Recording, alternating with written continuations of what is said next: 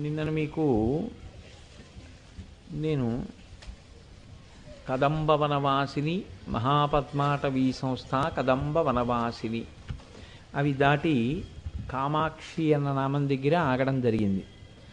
అమ్మవారి యొక్క స్థానం ఒక సాకార రూపంలో తల్లి ఉన్నప్పుడు ఈ బ్రహ్మాండంలో ఎక్కడుంటుంది? సుమేరు మధ్య శృంగస్థ దగ్గర మొదలుపెట్టి శ్రీమన్నగర నాయక అని ఆ తల్లి శ్రీవిద్యానగరం ఎలా ఉంటుంది, ఆ శ్రీనగరం దాని గురించి, ఆ చింతామణి గృహం గురించి, మణిద్వీపం గురించి మీకు నిన్నటి రోజున నేను కొంత మనవి చేసి ఉన్నాను. ఆ తల్లిని ఇవాళ కామాక్షి అని పిలుస్తున్నారు. కామాక్షి స్వరూపానికి లలితాపరాభట్టారికా స్వరూపానికి అభేదం, రెండూ ఒకటే.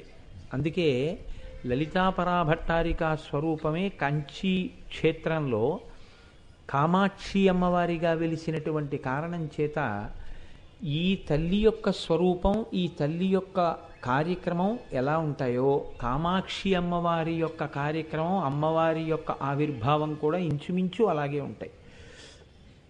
ఈవిడ చిదగ్నికుండ సంభూతగా చెప్పబడింది అన్న ఒక్క విషయాన్ని మినహాయింపు చేస్తే ఆ తల్లి కూడా ఇప్పుడో కానుకొకప్పుడు రాక్షస సంహారం కోసమని అక్కడికి చేరుకున్నటువంటి తల్లి. మనకి కంచి కామాక్షి అమ్మవారి యొక్క వైభవం చెప్పడానికి పెద్దలు తేలికగా ఒక మాట చెప్తూ ఉంటారు. ఈ ప్రపంచంలో అంటే భారతదేశాన్ని కాకుండా, భారతదేశానికి ఒక ప్రఖ్యాతి ఉంది. అది ఎక్కడ మీకు తెలుస్తుంది అంటే దేశకాల సంకీర్తనంలోనే తెలుస్తుంది. అందుకే మనం ఏదైనా అసలు కార్యక్రమం ప్రారంభిస్తే జంబూద్వీపే భరతవర్షే భరతఖండే మేరోహో దక్షిణ దిగ్భాగే అంటూ దేశకాల సంకీర్తనం చేస్తాం. జంబూద్వీపం, భరతవర్షం, భరతఖండం వేదభూమి. ఇక్కడ ఒకానొకప్పుడు ఇంద్రుడు విడిచిపెట్టినటువంటి మృగం పరిగెత్తింది. ఈ ప్రాంతంలో మాత్రమే వైదిక కర్మాచరణానికి యోగ్యమైనటువంటి స్థితి ఉంటుంది. అందుకే ఇక్కడ అవలంబించాలి తప్ప వేరొక చోటికి వెళ్ళి వైదిక కర్మ చెయ్యవచ్చా అంటే దానివల్లంత ఉపయోగం ఉంటుంది అని శాస్త్రం చెప్పలేదు. ఇవి యోగ్య భూములు కనుక అందుకే మనం జంబూద్వీపంలో ఉన్నాం, భరతవర్షంలో ఉన్నాం, భరతఖండంలో ఉన్నాం అంటూ ఆ దేశకాల సంకీర్తనమునందు దాన్ని మనం ఎప్పుడూ కూడా జోడించి చెప్తూ ఉంటాం. కేవలము భరతఖండం కాకుండా ప్రపంచపటాన్నంతటినీ చూస్తే అమ్మవారి యొక్క చాలా శక్తివంతమైనటువంటి స్థానములు 64,000 శక్తిపీఠములు ఉన్నాయిట. ఈ 64,000 శక్తిపీఠములను దర్శనం చేస్తే ఎంత ఫలితం ఉంటుందో అటువంటి ఫలితం 3 శక్తిపీఠాలని చూస్తే చాలన్నారు. అప్పుడు మిగిలిన 63,997 పీఠముల యొక్క దర్శనం చేసినా చేయకపోయినా పర్వాలేదు. 3 పీఠములు తప్పకుండా చూడాలి మనుష్య జన్మలో అని. అందులో పంజాబ్ రాష్ట్రంలో ఉండేటటువంటి జలంధర్ అనబడేటటువంటి నగరంలో ఉన్నటువంటి అమ్మవారి యొక్క పీఠాన్ని జలంధర పీఠము అని పిలుస్తారు. ఆ పీఠంలో ఉండేటటువంటి అమ్మవారి దర్శనం చాలా గొప్ప శక్తివంతమైనటువంటి దర్శనం కాబట్టి అక్కడ అమ్మవారి దర్శనం చెయ్యాలి అని. 2 అస్సాం రాష్ట్రంలో ఉండేటటువంటి కామరూపులో ఓడ్యాన పీఠం. ఓడ్యాన పీఠం అంత శక్తివంతమైన పీఠం. 3 దక్షిణ భారతదేశంలో ఉన్నటువంటి కాంచీపీఠం. మళ్ళీ ఈ 3 కూడా దర్శనం చేయలేని వాళ్ళు ఏ ఒక్కటి చేస్తే చాలని అడిగారు. ఒక్క కంచి వెళ్ళి కంచిలో కామాక్షి అమ్మవారి దర్శనం చేస్తే చాలు అని. అందుకే అయోధ్య, మధుర, మాయా, కాశీ, కాంచి, అవంతిక, పురి, ద్వారవతి చైవ సప్తైతే మోక్షదాయక అని శాస్త్రం. ఈ 7 నగరములు మోక్ష నగరములే. వాటి ప్రవేశమే మోక్షానికి అర్హతనిస్తుంది. అంత శక్తివంతమైన వాటిల్లో మీరు చూడండి. మళ్ళీ భారతదేశంలో అయోధ్య ఉత్తర భారతదేశం, మధుర ఉత్తర భారతదేశం. ఎందుకంటే మధుర వేరు, మధురై వేరు. మధురై అయితే దక్షిణ భారతదేశం, మధుర ఉత్తర భారతదేశం. మధుర, మాయా, మాయా అంటే హరిద్వార్, హరిద్వార్ ఉత్తర భారతదేశం. కాశీ ఉత్తర భారతదేశం. అవంతిక, ఉజ్జయిన్ ఉత్తర భారతదేశం. పురి, ద్వారవతి, ద్వారక ఉత్తర భారతదేశం. ఇంకా మిగిలిందేముంది? 7 నగరాల్లో ఒక్కటే ఉంది. అదే కాశీ పక్కన కాంచి. ఆ కాంచీ క్షేత్రమే కంచి నగరం. దక్షిణ భారతదేశం మొత్తం మీద ఉన్న ఒకే ఒక మోక్షపురి కంచి. కాబట్టి అసలు ఆ కంచి నగరమే అంత గొప్పది. ఆ కాంచీ పట్టణంలో విజయం చేసి ఉన్నటువంటి కామాక్షి అమ్మవారు అపారమైనటువంటి శక్తి స్వరూపురాలు.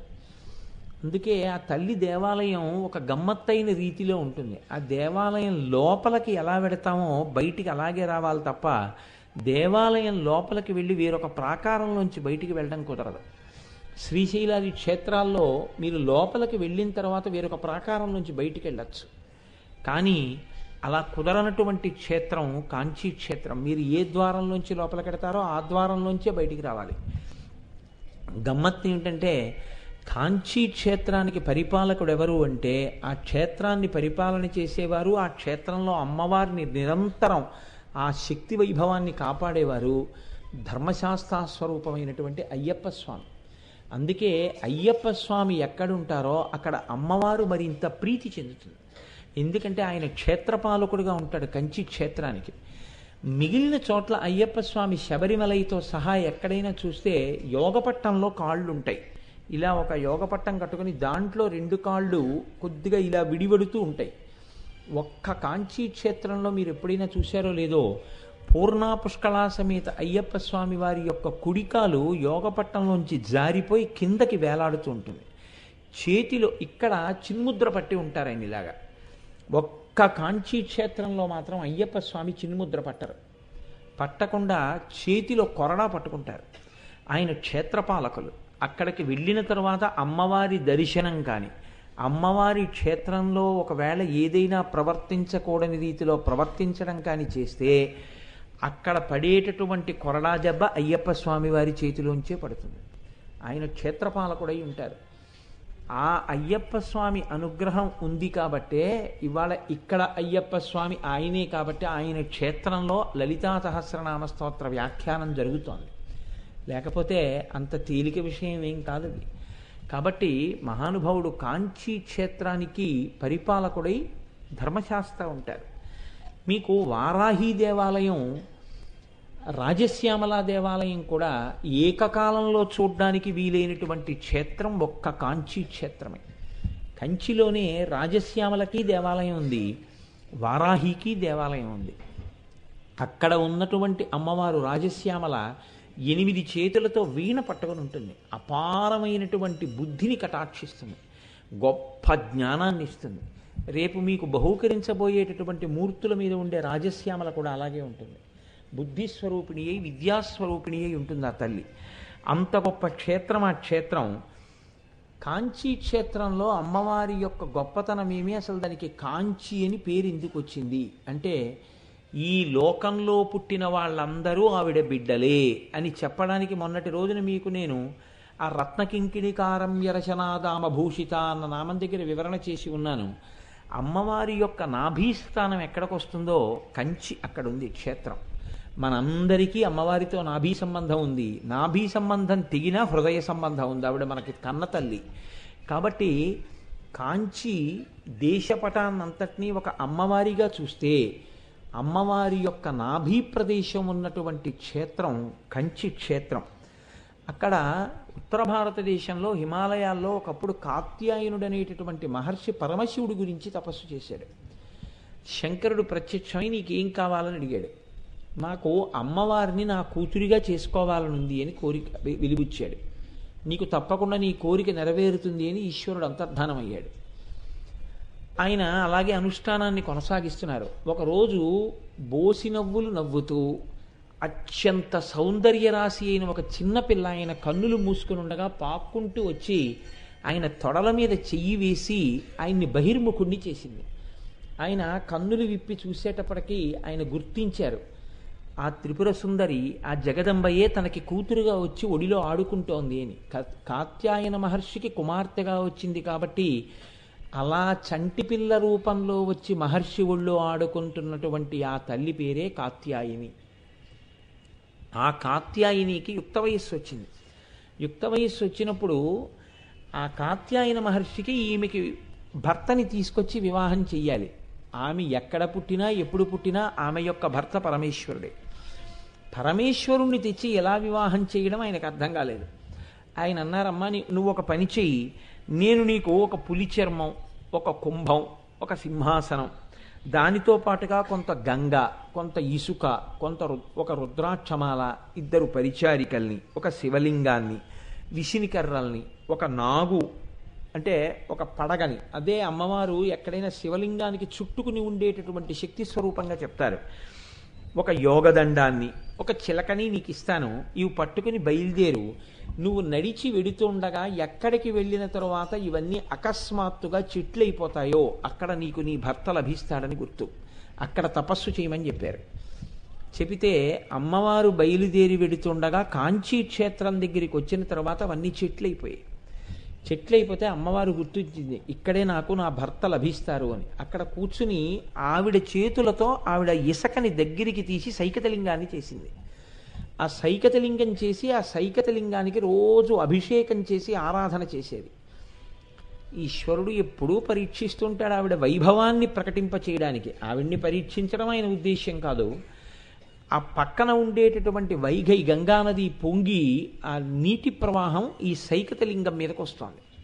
సైకతలింగానికి తగిలింది. ఆవిడ వెంటనే తన దగ్గర ఉన్నటువంటి పరిచారికల్లో ఒక ఆమె కాళి, ఆ కాళిని ప్రార్థన చేసింది. ఆమె తన బాహువులన్నిటితో గంగని అడ్డినా ఆ వైఘై ప్రవహించి లోపలికి వస్తోంది. అప్పుడు ఆవిడ కాంచిలో ఉన్నటువంటి వరదరాజస్వామిని ప్రార్థించింది. శ్రీ మహావిష్ణువు ఆ గంగా ప్రవాహాన్ని ఆపారు. అప్పుడు ఆ తల్లి సైకతలింగాన్ని కౌగిలించుకుంది. ఆ శివలింగ స్వరూపం ఏమైనా అయిపోతుందేమో. అందుకే మీకు కాంచీలో ఉన్నటువంటి శివలింగం అమ్మవారి చేత కౌగిలింపబడినదిగా మీకు కనపడుతూ ఉంటుంది. అక్కడ దర్శనం అంతా అలా ఉంటాయి, అక్కడ ఉండే మూర్తులు. అందులోంచి పరమశివుడు ఆవిర్భవించాడు. ఆవిర్భవించి ఆమెను స్వీకరించాడు ఏకామ్రేశ్వరుడు అన్న పేరుతో. అక్కడ వేదము చెట్టుగా వచ్చింది. ఆ వేదము చెట్టుగా రాబట్టే 4 కొమ్మలు 4 రకాలైనటువంటి మామిడి పళ్ళు పండుతాయి. 4 కొమ్మలకి పండిన మామిడి పళ్ళు 4 రుచులతో ఉంటాయి. ఆ మామిడి పండు నిస్సంతులైనటువంటి స్త్రీలు కానీ పురుషులు కానీ తీసుకుంటే బిడ్డలు పుడుతుంటారు. అంత పరమ పవిత్రమైనటువంటి వృక్షం. ఆ మామిడి చెట్టు కింద కూర్చునే అమ్మవారు తపస్సు చేసింది. అక్కడే ఈశ్వరుణ్ణి భర్తగా పొందింది. అందుకని అది ఏకామ్రేశ్వర క్షేత్రమై శివకంచి కంచి కామాక్షి అయి అమ్మ అక్కడ వెలిసింది. అమ్మవారి పూజా విధానాన్ని రూపకల్పన చేసినటువంటి వ్యక్తి దుర్వాసో మహర్షి. ఇప్పటికీ కాంచీ క్షేత్రంలో అమ్మవారికి సంబంధించినటువంటి ఉత్సవాలు కానీ అమ్మవారికి సంబంధించినటువంటి పూజలు కానీ దూర్వాసో మహర్షి ఎలా నిర్ణయం చేశారో అలాగే జరుగుతాయి. ఇప్పటికీ మీరు కంచి క్షేత్రంలోకి వెళ్ళి చూస్తే ప్రశాంతవదనంతో కూర్చుని తపస్సు చేసుకుంటున్నటువంటి దుర్వాసో మహర్షి కనపడతారు. కంచి క్షేత్రంలో ఉన్న గొప్పతనం ఏమిటంటే, మీరు అమ్మవారి యొక్క అద్దాల మంటపం దగ్గరికి వెళ్ళి ఆ మంటపం యొక్క కిటికీలోంచి చూస్తే అంతరాలయంలో ఉన్నటువంటి మూల విరాట్ దర్శనం అవుతుంది. అలా ఉంటుంది అమ్మవారి దేవాలయం. అమ్మవారి దేవాలయానికి ఉన్నటువంటి 24 స్తంభాలని గాయత్రి మంటపం అని పిలుస్తారు. ఆ 24 స్తంభాలే గాయత్రి మహామంత్రంలో ఉన్నటువంటి 24 బీజాక్షరాలు. అందుకే ఎవరైనా సరే కామాక్షి అమ్మవారి దగ్గరికి వెళ్ళి ఆవిడ ఎదురుగుండా కూర్చుని తమ కష్టం చెప్పుకుంటే తీరకపోవడం అన్నది ఉండదు. ఎవరికి ఏ కోరికైనా సరే ఆమె తీర్చగలదు. ఎందుకు తీర్చగలదు అంటే ఆవిడ పేరే కామాక్షి. అక్షి అంటే కన్ను, క అంటే బ్రహ్మశక్తి, మ అంటే విష్ణుశక్తి. బ్రహ్మశక్తి సరస్వతి, విష్ణుశక్తి లక్ష్మి. ఆవిడ పాదముల మీదకి వెళ్ళి పడినవాడికి ఐశ్వర్యం కావాలంటే ఐశ్వర్యం వస్తుంది, సరస్వతీ కటాక్షం కావాలంటే సరస్వతీ కటాక్షం వస్తుంది. విజయాలు కావాలని అమ్మవారిని ఆరాధన చేసి కాంచి క్షేత్ర వైశిష్ట్యం చేత కామాక్షి అమ్మవారి అనుగ్రహం చేత విజయం పొందినటువంటి రాజులు ఎందరో ఉన్నారు.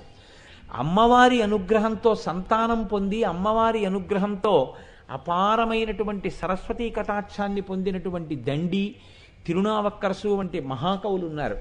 కాబట్టి అమ్మవారి అనుగ్రహంతో పొందనటువంటిది లేదు. విచిత్రం ఏమిటంటే ఒక్క కాంచీ క్షేత్రంలో మాత్రం ఏ మతానికి సంబంధించిన ఊరేగింపు వెళ్ళనివ్వండి, అది మహమ్మదీయులది కానివ్వండి, అది బౌద్ధులది కానివ్వండి, అది జైనులది కానివ్వండి, విష్ణు కంచె నుంచి వైష్ణవులది కానివ్వండి, శివ కంచె నుంచి శైవులది కానివ్వండి, ఎవరు వెళ్ళినా కామాక్షి అమ్మవారి గుడికి ప్రదక్షిణం చేసి పెడతాయి. పీర్లు కూడా ఇప్పటికీ కామాక్షి అమ్మవారి గుడికి ప్రదక్షిణం చెయ్యకుండా ఏ మతానికి సంబంధించిన ఊరేగింపు వెళ్ళదు. అంత శక్తివంతమైనటువంటి క్షేత్రం. అందుకే అమ్మవారు అక్కడ కామాక్షి అయితే ఆవిడ మారు పేరు కామకోటి అని చెప్తారు. అందుకే కంచిలో ఉన్నటువంటి శంకరాచార్య పీఠానికి కామకోటి పీఠం అని పేరు. కామకోటి అంటే కోటి అంటే హద్దు, కామము అంటే కోర్కె. ఆమె ఎందుకు కామాక్షి కామదాయిని అవుతుంది అంటే ఆమె యందు సరస్వతీ శక్తి, లక్ష్మీశక్తి, ఆమె యందే పార్వతీశక్తి, మూడు శక్తులు కలిగి ఉన్నటువంటి మూలపుటమ్మ. కాబట్టి ఆవిడ ఏదైనా ఇవ్వగలదు. ఆ కామాక్షి కామదాయిని, కోరిన కోరికలు తీరుస్తుంది. ఆ తల్లి అనుగ్రహం ఎంత గొప్పగా ఉంటుంది అంటే ఒక్కసారి అమ్మవారి దేవాలయ ప్రవేశం చేసి నమస్కరించినటువంటి వాడు నేను ఇది పొందలేకపోయాను అని వెనక్కి వచ్చినటువంటి సందర్భం ఉండదు, నిజాయితీగా ప్రార్థన చేయడం అన్నది జరిగితే. మీకు ఇంకా గొప్ప విషయం చెప్పాలి అంటే బాగా మీరు విచారణ చేసి చూస్తే, నేను ఈ విషయంలో ఏమీ పొరపాటు మాట అంటలేదు, కామాక్షి అమ్మవారికి కామకోటి పీఠానికి అభేదం. ఎందుకో తెలుసా అండి? కామాక్షి కోరికలు ఇస్తే ఆ కోరికలు తీర్చగలిగినటువంటి శక్తియే కామకోటి పీఠం. కోటి అంటే హద్దు, కామం అంటే కోరిక. హద్దులతో కూడిన కోరికలు ఉంటాయి. ఒక ఉదాహరణకి నాకు బాగా వేదన రావాలి, ఒక బ్రహ్మచారి కోరిక. ఎవరి వల్ల తీరాలి? ఆవిడ అనుగ్రహంతోనే తీరాలి. వేరొకరికి నాకు మంచి భార్య రావాలి, ఎవరి వల్ల తీరాలి? ఆవిడ వల్లే తీరాలి. నాకు మంచి సంతానం కలగాలి, ఎవరి వల్ల తీరాలి? ఆవిడ వల్లే తీరాలి. నాకు ఈ సుఖములు అనుభవించి నేను దీంట్లోంచి బయటికి రాలేకపోతున్నాను, ఈ లౌల్యంతో ఉంటున్నాను, నాకు వైరాగ్యం కావాలి, ఎవరి వల్ల రావాలి? ఆవిడ వల్లే రావాలి. జ్ఞానము కావాలి, ఎవరి వల్ల రావాలి? ఆవిడ వల్లే రావాలి. చిట్ట చివరికి మోక్షం కావాలి, ఎవరివ్వాలి? ఆవిడే ఇవ్వాలి. కోటి అంటే హద్దు. ఈ లోకంలో ఉన్న వాళ్ళకి ఎన్ని కోర్కెలు ఉన్నాయని, ఎటువంటి కోర్కెలు ఉన్నాయని మీరు అనుకుంటున్నారో ఆ కోర్కెలు సామాన్యమైన కోర్కెల దగ్గర నుంచి మోక్షం వరకు ఎన్ని కోర్కెలైనా తీర్చగలిగినటువంటి స్థితిలో ఉన్న అపారమైన శక్తివంతురాలైనటువంటి అమ్మవారి పేరే కామాక్షి. కాబట్టి అది కామకోటి పీఠము. కాబట్టి అటువంటి తల్లి మీకు కోర్కెలను తీర్చగలిగినదై ఉంటుంది. తాను ఆ శక్తిని అట్టెపెట్టుకున్న అమ్మ కాదు. అక్కడికి వెళ్ళి నిజాయితీతో ప్రార్థన చేసిన వారికి ఆవిడ ఆ కోరిక తీరుస్తూ ఉంటుంది. అందుకే కామాక్షి కామదాయిని.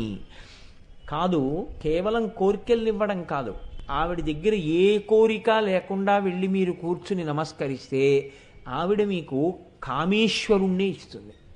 ఆవిడ కన్నులలో కామేశ్వరుడు ఉంటాడు, అందుకే ఆవిడ పేరు కామాక్షి. చంద్రశేఖర పరమాచార్య స్వామి వారు తరచు అంటుండేవారు, కామాక్షికి కామేశ్వరుడికి అభేదం, కామాక్షి యందు కామేశ్వరుడు ఉన్నాడు. నిన్నటి రోజున మీకు నేనంతా దాని గురించే చెప్పాను. ఆవిడ యందు ఆయన, ఆయన యందు ఆవిడ ఎలా ఉంటారు అన్న దాని గురించి. కామాక్షి యందే పరమశివుడు ఉన్నాడని చెప్తుండేవారు. కాబట్టి ఆవిడ కన్నులలో కామేశ్వరుడు ఉన్నాడు. ఎవరు శివజ్ఞానం కావాలి అని తాపత్రయపడతారో అటువంటి వారికి తన చూపులతో శివజ్ఞానాన్ని ఆ తల్లి ఇయ్యగలదు. ఆవిడ తన చూపుల చేత అనుగ్రహించగలదు. ఆ చూపులతో అనుగ్రహించగలదంటే అక్కడికి వెళ్ళిన వాళ్ళకే వస్తుందా? కాదు. అటువంటి భక్తి వైరాగ్యములు కలిగినటువంటి వాడికి ఆ తల్లి అక్కడి నుంచి ఎక్కడ వరకైనా చూడగలదు. దృశాద్రాఘీయస్యాదరదలిత నీలోత్పలరుచా దవీయాంసం దీనం స్నపయ కృపయా మమపి శివే అని కదా శంకర భగవత్పాదులు అన్నది. ఈ బ్రహ్మాండములు ఎంతవరకు ఉన్నాయో అంతకన్నా ఎక్కువ దూరం చూస్తుంది ఆవిడ. కాబట్టి ఎక్కడ అటువంటి యోగ్యుడున్నాడో అటువంటి వాడి మీద అమ్మవారు తన అనుగ్రహ వర్షాన్ని కురిపిస్తుంది. కురిపించి కామేశ్వరుణ్ణే అందిస్తుంది. అంటే శివజ్ఞానాన్ని ఆవిడ కృప చేస్తుంది. కాబట్టి ఆవిడ కామాక్షి కామదాయిని.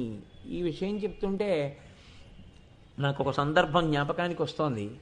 చంద్రశేఖర పరమాచార్య స్వామి వారు పీఠాధిపత్యం చేస్తున్న రోజుల్లో ఆయన శివస్థానం అని ఉంటుంటుంది. అక్కడే ఉన్నటువంటి ఒక గుడి, ఆ శివస్థానంలో కూర్చున్నారు. అంటే స్వామివారి దేవాలయం శివాలయంలో కూర్చుని ఉండగా ఆ చుట్టుపక్కల ఉన్నటువంటి ఒక పల్లెటూరు నుంచి ఒక పేద బ్రాహ్మణుడు ఒకడు వచ్చాడు. ఆయన పీఠానికి వెళ్ళి పరమాచార్యుల వారు ఎక్కడున్నారు అని అడిగితే శివస్థానంలో కూర్చుని ఉన్నారన్నారు. మహానుభావుడండి పరమాచార్య అంటే. పరమాచార్య లాంటి వ్యక్తులు పుట్టడం అంటే మళ్ళీ అమ్మవారి అనుగ్రహం ఉంటే పుడతారంతే. పరమేశ్వరుడు పుట్టాలి పరమాచార్యుల వారి అంతే. మన అదృష్టం పరమాచార్య స్వామి వారు కొద్దిగా మన వెనకాతల ఉన్నటువంటి వ్యక్తి అని చెప్పుకోవడం. అసలు ఆయన ఉన్నప్పుడు మనం కూడా ఉన్నాం. ఎందుకంటే పరమాచార్య స్వామి వారు ఈ మధ్యనే కదండి ఒక 15-20 సంవత్సరాల క్రితం శరీరం వదిలిపెట్టారు. కానీ దురదృష్టవంతుడిని నేను వారి దర్శనం వారి శరీరంతో ఉండగా చేయలేకపోయినది వేరు విషయం అనుకోండి. కానీ వారి దర్శనం నేను చేయకపోవడం ఏమిటి? నేను ప్రతి క్షణం వారి దర్శనం చేస్తూనే ఉంటాను. ఎందుచేతనంటే వారు ఎక్కడో లేరు, నాకు ఇక్కడే ఉన్నారు. నాకు అంత పరమభక్తి పరమాచార్య అంటే. ఎంత నాకు ఆయన అంటే పరమభక్తి అంటే, పరమాచార్య స్వామి అంటే నాకు ఎంత నమ్మకం అంటే, నాకు ఏదైనా తెలియకపోతే పరమాచార్య చెప్తారు. నాకంత విశ్వాసం, నిజంగా కూడా ఆయన అలా చెప్తారు. కాబట్టి నాకే కాదండి, నమ్ముకున్న వాళ్ళని ఎవరినైనా కాపాడతారు. మీకు ఒక రహస్యం చెప్తున్నాను. గణపతి స్థపతి పద్మశ్రీ అవార్డు గ్రహీత, ఎటువంటి శిలలోనైనా కావలసిన విగ్రహాన్ని చెక్కగలిగినటువంటి నైపుణ్యం ఉన్నవారు. వారికి ఈ మధ్య ఒక వాహన ప్రమాదం జరిగి మంచంలో పడిపోయారు. ఆయన ఏమని ఏడ్చారో తెలుసా అండి? ఆయనకి బాగా సన్నిహితుడైనటువంటి వ్యక్తి వారిని చూడ్డానికి వెళ్ళాడు. నేను ఉపన్యాసాలు చెప్పడానికి చిత్తూరు వెళ్ళాను. ఆయన నాతో అన్నారు, కోటేశ్వరరావు స్థపతి ఏమని ఏడిచారో తెలుసా అన్నారు. ఏమని ఏడిచారండి అన్నాను. అంటే పరమాచార్య ఉంటే నాకు ఈ దుర్గతి కలిగేది కాదని ఏడిచారండి అన్నారు. పరమాచార్య అంటే సాక్షాత్ అమ్మవారండి, మహానుభావుడు ఆయన. అటువంటి పరమాచార్య శివస్థానంలో కూర్చునుండగా ఈ పేద బ్రాహ్మణుడు వెళ్ళి నమస్కారం చేసి, పెరియవర్ మీరే నన్ను ఆదుకోవాలి అన్నాడు. అంటే ఏమి నీకేం కష్టం వచ్చిందని అడిగారు. అడిగితే నాకు ఒక్క కూతురు పరమపేద బ్రాహ్మణుణ్ణి మంచి సంబంధం కుదిరింది, వాళ్ళు 13 కాసుల బంగారం అడుగుతున్నారు, నాకు ఎక్కడిది పేదవాడిని, నాకు ఏం చేయాలో అర్థం కాక మీ దగ్గరికి వచ్చాను, మీరే నాకు ఆ 13 కాసులు ఇప్పించాలన్నాడు. అమ్మవారిని ఎలా అడుగుతారో ఆయన అలా అడిగేవారు. ఆయన అన్నారు, నువ్వు అసలు నన్ను అడగచ్చా, నే సన్యాసిని, కాషాయం కట్టుకున్నాను, నాకే ఉంటుంది బంగారం, నేనేమి ఇవ్వను నీకు, నన్ను అడుగుతామే, కామాక్షిని అడుగు, వెళ్ళి నా మీద ఎంత నమ్మకంతో నేను ఇస్తాననుకుని వచ్చావో అంత నమ్మకంగా వెళ్ళి కామాక్షి గుళ్ళో చెప్పుకో, నన్ను అడిగితే ఏమొస్తుందన్నారు. ఆయన కామాక్షి అమ్మవారి మీద నమ్మకం కాదు, మీకు నేను యథార్థం చెప్తున్నాను, పరమాచార్య మీద నమ్మకం. గురువుగారు చెప్పారు కాబట్టి వెళ్ళిపోయి కామాక్షి అమ్మవారి గుళ్ళో కూర్చుని కామాక్షి అమ్మవారిని ఆరాధన చేసి ఆవిడికి చెప్పుకున్నాడు ఆయన. అమ్మ 13 కాసులు బంగారం కావాలి, నేను రాలేదు నీ దగ్గరికి, స్వామివారు చెప్పారు వెళ్ళమని, అందుకు వచ్చాను. నిజాయితీ అనండి, అందుకని వచ్చి నీకు నమస్కారం చేశాను, 13 కాసులు బంగారం ఇప్పించు, పెళ్ళి అవ్వాలి. ఈయన ఏం చెప్పారు, వెళ్ళి కామాక్షికి చెప్పన్నారు, అంతే అయిపోయింది. ఆయన దృష్టిలో ఏమిటంటే ఇవ్వవలసిన వారు మాత్రం పరమాచార్యయే. అందుకని ఇక్కడ నమస్కారం పెట్టేసి ఈవిడికి చెప్పేసి ఆయన మళ్ళీ వెళ్ళిపోయారు శివస్థానం దగ్గరికి. పరమాచార్య కూర్చుని ఉన్నారు. ఈ పేద బ్రాహ్మణుడు వస్తున్నాడు. ఈలోగా ఒక పెద్ద ధనవంతుడు ఒకడు ఉత్తర భారతదేశం నుంచి స్వామివారు ఇక్కడ ఉన్నారని తెలిసి ప్రత్యేకం కంచి దర్శనానికి వచ్చాడు. వచ్చి స్వామివారి దర్శనం చేసుకుని లేచి వెళ్ళిపోతూ ఓ పొట్లం ఒకటే అక్కడ పళ్ళెంలో పెట్టాడు. ఏమిటదని అడిగారు స్వామి. అబ్బాయి నా దగ్గర ఏదో కొద్దిగా బంగారం ఉంటే తెచ్చానండి అన్నాడు. నేను సన్యాసిని, నాకెందుకు బంగారం పట్టుకుపోన్నారు అంటే, అబ్బాయి అలా అనకండి, మీ ఇష్టం, మీరు ఎలా కావాలంటే అలా వాడండి దాన్ని అన్నారు. అలా అయితే అలా అంటావా అన్నారు. అవును అన్నాడు. సరే అలాగే వాడతాలే, వెళ్ళిపోవాలి, శుభం భూయా, వెళ్ళిరా. అతను వెళ్ళిపోయాడు. ఈ పేద బ్రాహ్మణుడు వచ్చాడు. మీరు చెప్పమన్నారు, చెప్పేశాను కామాక్షికి, ఎప్పుడు వస్తాయి 13 కాసులు అన్నాడు. అంటే ఆయన నవ్వి అన్నారు, ఆ పళ్ళెంలో ఏముందో మూట విప్పి చూడన్నారు. విప్పి చూశాడు. స్వామి బంగారు కాసులు అన్నాడు. ఎన్నున్నాయి? 13. చాలు పట్టుకుపో. ఆయన చేత్తో కూడా ముట్టుకోలేదు. తీసుకుపో, తీరిపోయిందని ఈ కోరిక. కామాక్షి అమ్మవారికి చెప్తే పరమాచార్యుల వారికి చెప్పినట్టే, పరమాచార్యుల వారి నోటితో అంటే కామాక్షి అమ్మవారికి చెప్పినట్టే. ఆ స్థాయి ఆయన యొక్క ఉపాసన చేత నడిచే దేవుడై మనం మాంసనేత్రాలతో చూడడానికి వీలైనటువంటి రీతిలో ఈ భూమి మీద కదిలారు పరమాచార్య. అటువంటి మహాపురుషుడు పుట్టాడు కాబట్టి సనాతన ధర్మానికి గొడుగై కాపాడారు. అటువంటి మహాపురుషులు లేకపోతే ఇవాళ వచ్చినటువంటి అతి ధోరణులు, పెడధోరణులతో కూడినటువంటి వాళ్ళ వల్ల సనాతన ధర్మం ఎక్కడుంటుందండి? అటువంటి మహాపురుషుడు వచ్చాడు కాబట్టి రక్షింపబడింది. కాబట్టి చూడండి, అంతటి మహాపురుషుడు. నాకు ఇది చెప్తుంటే ఒకటి గుర్తొస్తాను. నిన్ననే నాకు ఎవరో వేదిక దిగుతుంటే ఇచ్చారు. పరమాచార్య అంటే కామాక్షియే, కామాక్షి అంటే పరమాచార్యయే, కామాక్షి కామదాయిని అనడానికి నాకు జ్ఞాపకం వస్తోంది. ఆయన ఒకనకొకప్పుడు కామాక్షి తన పీఠంలోనే ఉన్నారు స్వామి. ఉండి పూజకి వెళ్ళిపోతున్నారు లోపలికి, చంద్రమౌళీశ్వరారాధనకి. ఒక పెద్ద ఆవిడ చిన్న పిల్లని తీసుకుని వచ్చింది.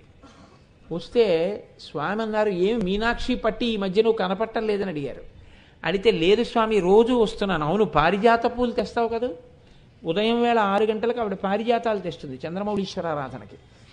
అవును ఇవాళ 10 గంటలకు వచ్చావేం పారిజాత పువ్వులు లేకుండా, పైగా పిల్లని తీసుకొచ్చావు, ఏమిటి విశేషం అన్నారు. ఏమి లేదు స్వామి, నాకు ఒక్కగానొక్క కూతురు, ఆ కూతురికి కూతురు ఈ పిల్ల, ఆ కూతురు నా అల్లుడి కన్నా ముందే మరణించింది. నా అల్లుడు ఒక 5 సంవత్సరాల క్రితం గుండెపోటు వచ్చి అతను చచ్చిపోయాడు. ఈ పిల్లని ముసల్దాన్ని నాకు అప్పచెప్పారు. దీనికి చదువు రాలేదు, 5వ క్లాస్ చదువుకుంది. 5,000 రూపాయలు దీని పెళ్లి కోసం కూడబెట్టాను. అతి కష్టం మీద దీనికో సంబంధం చూశాను, చాలా మంచి సంబంధం స్వామి, స్కూల్ టీచర్ చేసుకుంటున్నాడు, అతనికి ఇచ్చి చెయ్యాలి. కానీ వాళ్ళు 8 కాసుల బంగారు గొలుసు 2 పేటలతో ఉన్నది పెట్టమంటున్నారు. నాకెవరిస్తారు స్వామి, మీరే దిక్కు, మీరు ఇప్పించాలండి. ఆయన సర్వన చూసి, చాలా బాగుందిలే నువ్వు అడగడం, సన్యాసిని కాషాయం కట్టుకున్న వాడిని నీ మనవరాలి పెళ్లికి 8 కాసుల బంగారం 2 పేటల గొలుసు ఇవ్వనా, చాలా గొప్పగా అడిగావు, వెళ్ళు వెళ్ళు అని లోపలికి వెళ్ళిపోతున్నారు. మీరు వెళ్ళు వెళ్ళు అంటే, స్వామి మీరు తప్ప నాకెవరు దిక్కు, మీరే నన్ను రక్షించాలని ఆవిడ సాష్టాంగపడింది వెక్కి వెక్కి ఏడుస్తూ. లేచి వెళ్ళిపోతున్న ఆయన వెనక్కి వచ్చి కూర్చున్నారు. అయితే ఏమంటావు, నేను ఇవ్వాలంటావా అన్నారు. అంటే మీరే ఇవ్వాలంది ఆవిడ. అంటే నేను ఇవ్వడం ఏమిటి, నాకెక్కడి నుంచి వస్తుంది, సన్యాసిని, ఓ పని చెయ్యి, వచ్చే మార్గం చెప్తాను చేస్తావా అన్నారు. మీరు చెప్తే ఎందుకు చేయను, తప్పకుండా చేస్తాను అంది. అమ్మవారు పంచసంఖ్యోపచారిణి కదా, కంచి కామాక్షి అమ్మవారి దేవాలయానికి వెళ్ళి నీ మనవరాలతో కలిసి 5 ప్రదక్షిణాలు చెయ్యి, 5 రోజుల పాటు. ఏది పెట్టినా 5 అంకె మీద పెట్టు, 5 అరటిపళ్ళి, 5 కొబ్బరికాయలి, 5 తమలపాకులి, 5 వక్కలు పెట్టి అలా 5 రోజులు అమ్మవారు తొందరగా నిన్ను రక్షిస్తుంది, తొందరగా పలుకుతుంది. కానీ కన్నీళ్లతో నాకెలా చెప్పావో కన్నీళ్లతో కామాక్షికి చెప్పు, అమ్మవారు నీకు ఇస్తుందన్నారు. ఆవిడ మొదటి రోజు వెళ్ళి ప్రదక్షిణాలు చేసి వెంటనే మళ్ళీ వచ్చేసింది. ఆ రోజు స్వామివారు మౌనంలో ఉన్నారు, మాట్లాడడానికి వీల్లేదని వెళ్ళిపోయింది. ఆయన అలా 3 రోజులు మౌనంలో ఉన్నారు. ఈవిడ రోజు 5 ప్రదక్షిణాలు చేసేది. 4 రోజులు అయిపోయింది, 5వ రోజు ఇంకా మంగళవారం వచ్చింది. ఆవిడ శుక్రవారం నాడు మొదలుపెట్టింది, స్వామివారి దగ్గరికి వెళ్ళిన రోజునే. మంగళవారం నాడు వెళ్ళి ఆవిడ భోరున ఏడిచేసింది కామాక్షి అమ్మవారి దగ్గర. అమ్మాయి ఈ గొలుసు లేకపోతే నా కూతురు పెళ్ళవదు, నా మనవరాలు పెళ్ళవదు, నువ్వు ఎలా అనుగ్రహిస్తావో అని ఇంకా ప్రదక్షిణం చేయడానికి లేస్తోంది. ఈలోగా కామకోటి పీఠంలో పరమాచార్య స్వామి వారి దగ్గరికి ఒక ధనవంతురాలు ఒక ఆవిడ వచ్చింది. ఆవిడ్ని చూస్తూనే పరమాచార్య అన్నారు, ఏమి అంబుజా కులాసాగా ఉన్నావా అని అడిగారు. ఆవిడ చాలా పెద్ద ఆవిడ. పరమాచార్య 50 ఏళ్ల క్రితం చూస్తే చాలు పేరుతో సహా చెప్తారు, ఆయన ధారణాశక్తి అటువంటిది. బాగున్నావా అని అడిగారు. అంతవరకు ఎందుకండి, మనం వెంకటాచల వైభవం చేస్తున్నప్పుడు ఆంధ్రా బ్యాంక్ జనరల్ మేనేజర్ గారు, సీనియర్ జనరల్ మేనేజర్ శివకోటరాజు గారు ఇక్కడికి వచ్చారు కదా, శివకోటరాజు గారి తండ్రి గారు సన్యాసం తీసుకున్నారు. పరమాచార్య బహువృద్ధులైపోయి ఇలా 2 మోకాళ్ళ మధ్యలో కూర్చుని కళ్ళదోడు పెట్టుకుని బిల్వపత్రాలు తల మీద పెట్టుకుని ఓ రోజున ఇలా కూర్చుని ఉండగా ఎవరిని దగ్గరికి వెళ్ళనివ్వట్లేదు, దూరం నుంచే ప్రదక్షిణం నమస్కారం. శివకోటరాజు గారు దూరంగా ప్రదక్షిణం చేస్తుంటే కళ్ళజోళ్ళలోంచి ఇలా చూశారు. చూసి చెయ్యెత్తి ఇలా అన్నారు. అనేటప్పటికీ ఎవరినో అర్థం కాలేదు, పరిచారికుల్ని పిలిచి చెప్పారు. ఈయన వెళ్ళారు. వెళితే నమస్కారం చేస్తే వాళ్ళ నాన్నగారి పేరు చెప్పి, నువ్వు వాళ్ళ అబ్బాయివి కదూ అని అడిగారు. అవునండి అన్నారు. ఎప్పుడు చూశారు ఆయన? ఆయన వీళ్ళ తండ్రి గారిని చూసినప్పుడు శివకోటరాజు గారు చిన్నపిల్లాడు, అప్పుడు చూశారు. మీ తండ్రి సన్యసించాడయా మహానుభావుడు, పీఠంలో భిక్ష చేసి వెళ్ళు అని వీడికి భిక్ష పెట్టి వీడికి అన్నం పెట్టి పంపండిరా పీఠంలో అన్నారు. అది పరమాచార్య అంటే. ఈ కన్నులు కాదు చూసేది, ఆయన తపశ్శక్తి అటువంటిది. కాబట్టి ఏమి అంబుజా కులాసాగా ఉన్నావా అన్నారు. ఆవిడ పెద్ద పెద్ద అరటిపళ్ళు అవి తీసి అక్కడ పళ్ళెంలో పెట్టి చాలా సంతోషంగా కనపడింది. నీ కోరిక తీరింది అనుకుంటాను. నువ్వు 2 నెలల క్రితం నా దగ్గరికి వచ్చినప్పుడు, స్వామి నా కూతురు కాపరం బాగులేదు, అల్లుడు విడిచిపెట్టి వెళ్ళిపోయాడు, వాళ్ళిద్దరూ కలిసి ఉండట్లేదని నా దగ్గర ఏడిచావు. ఈ కాపరాల సంగతి సన్యాసిని నాకు చెప్తే ఏమి, వెళ్ళి కామాక్షికి చెప్పని చెప్పాను. నీకు కూడా పంచసంఖ్యోపచారిణి కదా, కాపరం బాగుపడాలంటున్నావు కదా, 5 ప్రదక్షిణాలు చేసి 5 పళ్ళు పెట్టి 5 కాయలు ఇచ్చి 5 తమలపాకులు 5 వక్కలు ఇమ్మన్నాను. నీ కూతురు కాపరం నెరవేరిందేమో, సరియిందేమో అన్నారు. అవును స్వామి, నేను చాలా సంతోషంగా ఉన్నాను. ఎంత విచిత్రం అంటే ఇక్కడ ప్రదక్షిణాలు పూర్తి చేసి ఇంటికి వెళ్ళాను. మా అల్లుడు వచ్చి, అత్తయ్య గారు తప్పైపోయింది, పిల్లని పంపించేయండి అని తీసుకెళ్ళిపోయాడు కాపరానికి. ఆ భర్తేనా అని మా అమ్మాయి ఆశ్చర్యపోతోంది, పువ్వుల్లో పెట్టి కూర్చుకుంటున్నాడు. స్వామి మీకు కృతజ్ఞతలు చెప్దామని వచ్చానని. ఈ పళ్ళు ఏమిటి ఇంతంత పళ్ళు ఉన్నాయన్నారు. ఇవి మా పొలంలోవి స్వామి అందావిడ. ఆయన అన్నారు, నీ కోరిక తీర్చింది కామాక్షి, నాకు ఇస్తావు ఎందుకు ఆ పళ్ళు? ఆ పళ్ళన్నీ పట్టుకెళ్ళి కామాక్షికి అన్నారు. అంటే ఇన్ని పళ్ళు అక్కడికి పట్టుకెళ్ళి ఏమి ఇవ్వను స్వామి అంది ఆవిడ. పట్టుకెళ్ళి ఇవ్వడం అంటే అమ్మవారికి ఇచ్చి అక్కడ కూర్చో గుళ్ళో వచ్చిన భక్తులందరికీ తలకో పండు పెట్టు, నాకెందుకు ఇవన్నీ పట్టుకుపోన్నారు. అయితే స్వామి నేను వెళ్ళి మళ్ళీ వస్తాను మీ దర్శనానికి అంది. వచ్చి తప్పకుండా పీఠంలో భోజనం చేసేళ్ళు అన్నారు ఆయన. ఆవిడ వెళ్ళిపోయింది. మళ్ళీ వెనక్కి రండి. అంతకుముందు 8 కాసుల బంగారు గొలుసు కోసం అని చెప్పి 5వ రోజు ప్రదక్షిణం చేస్తున్న ఆవిడ గుళ్ళో ఉంది. ఆవిడ ఏడిచి మనవరాల్ని తీసుకుని ప్రదక్షిణం చేస్తోంది. ఆ ప్రదక్షిణం చేస్తున్న టైంలో వెనకాతల మనవరాలు నడుస్తోంది. నడుస్తూ నడుస్తూ అకస్మాత్తుగా ఆవిడంది, అమ్మమ్మ అమ్మమ్మ అని అరిచింది. ప్రదక్షిణం చేస్తూ అమ్మమ్మ అమ్మమ్మ అని అరుస్తావు ఎందుకు అరుస్తున్నావు అంది. అమ్మమ్మ విచిత్రం ఏమిటంటే చూడు, గొలుసు దొరికింది నాకోటి అని గొలుసు ఇచ్చింది. ఆవిడ గొలుసు చూసి ఆశ్చర్యపోయి కొంగులో గబగబా మూట కట్టుకుని బయటికి వచ్చేసి అది పట్టుకుని ఆవిడ పీఠానికి వెళ్ళింది. వెళ్ళేటప్పటికీ పరమాచార్య కూర్చుని ఉన్నారు. స్వామి నిజంగా ఏమి చెప్పారో ఆశ్చర్యం, అమ్మవారి దగ్గర ప్రదక్షిణం చేస్తుంటే మాకు కావలసిన గొలుసు దొరికింది స్వామి అని విప్పి చూపించింది. పరమాచార్య అన్నారు, అవును నీకు 8 కాసుల గొలుసు కదా కావాలి, 2 పేటలుంది కానీ అది 8 కాసులు ఉందో లేదో అని చెప్పి నువ్వు దాన్ని ఇప్పటికే కంసాలి దగ్గరికి పట్టుకెళ్ళి తూకం కూడా వేయించొచ్చావు అవునా అని అడిగారు. అడిగితే ఆవిడ హతాశురాలైపోయి, అవును స్వామి నిజమే, అది 8 కాసులు ఉందో లేదో అని నేను కంసాల దగ్గర తూకం వేయించే వచ్చాను అంది ఆవిడ. ఓహో, ఆ గొలుసు నీకు దొరికినప్పుడు ఎన్నో ప్రదక్షిణం చేస్తున్నావు అని అడిగారు. 4వ ప్రదక్షిణం చేస్తున్నానండి అంది. నీకు నేను ఏం చెప్పాను? 5 చేయమన్నారు. గొలుసు దొరికాక 5వ ప్రదక్షిణం చేశావా? చేయలేదు. గొలుసు దొరికింది, కొంగులో మూట కట్టుకుని వచ్చాను. నిజం చెప్పు, నువ్వు కంసాలి దగ్గర ఈ గొలుసు తెగి కింద పడిపోయి ఉన్న దాన్ని అంటింపించావా లేదా? మళ్ళీ అతుకు వేయించాను స్వామి. అంటే ఎవరి మెడలోదో జారి పడిపోతే పట్టుకొచ్చావా లేదా? పట్టుకొచ్చాను స్వామి. 5వ ప్రదక్షిణం మానేసేసి వచ్చేసావా లేదా? వచ్చేసాను స్వామి. అలా కూర్చోవు, అక్కడ పెట్టి ఆ గొలుసు పళ్ళెంలో పెట్టి కూర్చుంది. అన్నీ చెప్పేసేవారండి ఆయన చూసినట్టు. కూర్చుంది ఆవిడ. ఈలోగా ఈ అంబుజ అన్న ఆవిడ ఏడుస్తూ వచ్చింది. స్వామి ఇంత సంతోషంగా వెళ్ళాను, కొంచెం బాధ కలిగిందండి. ఏ అంత ఐశ్వర్యవంతురాలు నీకు మళ్ళీ ఏం బాధ అన్నారు. స్వామి నా మెళ్ళలో ఉన్న 8 కాసుల గొలుసు 2 పేటలది అమ్మవారి గుళ్ళో జారిపోయిందండి. జారిపోతే నీకేం, అలాంటివి 800 గొలుసులు చేయించుకోగలవు కదా అన్నారు స్వామి. అందుకు కాదు స్వామి, నా కూతురు అల్లుడు కాపరం సరిదిద్దబడితే ఆ గొలుసు కామాక్షి అమ్మవారికి వేస్తానన్నాను, ఆ గొలుసు జారిపోయిందని బాధపడుతున్నాను అంది. ఓహో, ఇప్పుడు ఆ గొలుసు అంటుకుని పళ్ళెంలో ఉంది, ఇదే కదా చూడు అన్నారు. ఆవిడ చూసి స్వామి ఇది నా గొలుసే అంది. అని గబగబా తీసుకుంది. ఈ గొలుసు కోసం నించున్న ఆవిడ గబగబా లెంపలేసుకుని స్వామి నాది తప్పైపోయింది, అది ఆవిడ గొలుసు అంది. ఆయన ఇలా చూశారు పరమాచార్య. ఆవిడంది, అమ్మ మీరు మీ మనవరాలి పెళ్లి కోసం కదా వెళ్ళానంటున్నారు, పరమాచార్యకి చెప్పారు, నాకు ఇప్పుడు చెప్పారు కదా ఈ విషయం అంతా, మీ గొలుసు దొరికితే తెచ్చేశాను, ఆ గొలుసు కోసమే వెళ్ళానని. మీరు వెళ్ళి 5వ ప్రదక్షిణం పూర్తి చేసి రండి, ఈశ్వరుడు నాకు గొప్ప ఐశ్వర్యం ఇచ్చాడు. మిమ్మల్ని సాయంకాలం మీ ఇద్దరినీ తీసుకుని నేను బజారుకి వెళ్ళి 8 కాసుల 2 పేటల గొలుసు కొనివ్వడమే కాకుండా పెళ్లి ఖర్చులకి ఇంకో 5,000 కూడా ఇస్తాను అన్నారు. పరమాచార్య అన్నారు, ఏమి చేస్తావా 5వ ప్రదక్షిణం? స్వామి ఇప్పుడే వెళ్ళి చేస్తానండి. కామాక్షి అమ్మవారికి చెప్పుకుంటే జరుగుతుందా, నాకు చెప్పుకుంటే జరుగుతుందా? పో ఆ డబ్బు తీసుకుపోయి పెళ్లి చేసుకో అన్నాడు. నేను ఎన్నని చెప్పగలను ఇలాగా? పరమాచార్యుల వారికి కామాక్షి అమ్మవారికి అభేదం, ఇద్దరూ ఒకటే. పరమాచార్య పాదములకు నమస్కారం చేస్తే నా దృష్టిలో కామాక్షి అమ్మవారికి నమస్కారమే. ఇద్దరు ఒకటైపోయారు వాళ్ళు. అయినా సనాతన ధర్మం సనాతన ధర్మమే.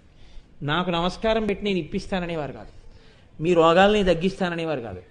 అమ్మవారి దగ్గరికి పంపేవారు. కామాక్షి అమ్మవారి దేవాలయానికి వెళ్ళండి అని చెప్పేవారు. అమ్మవారిని నమ్ముకోవడం ఈ జాతికి నేర్పారు పరమాచార్య.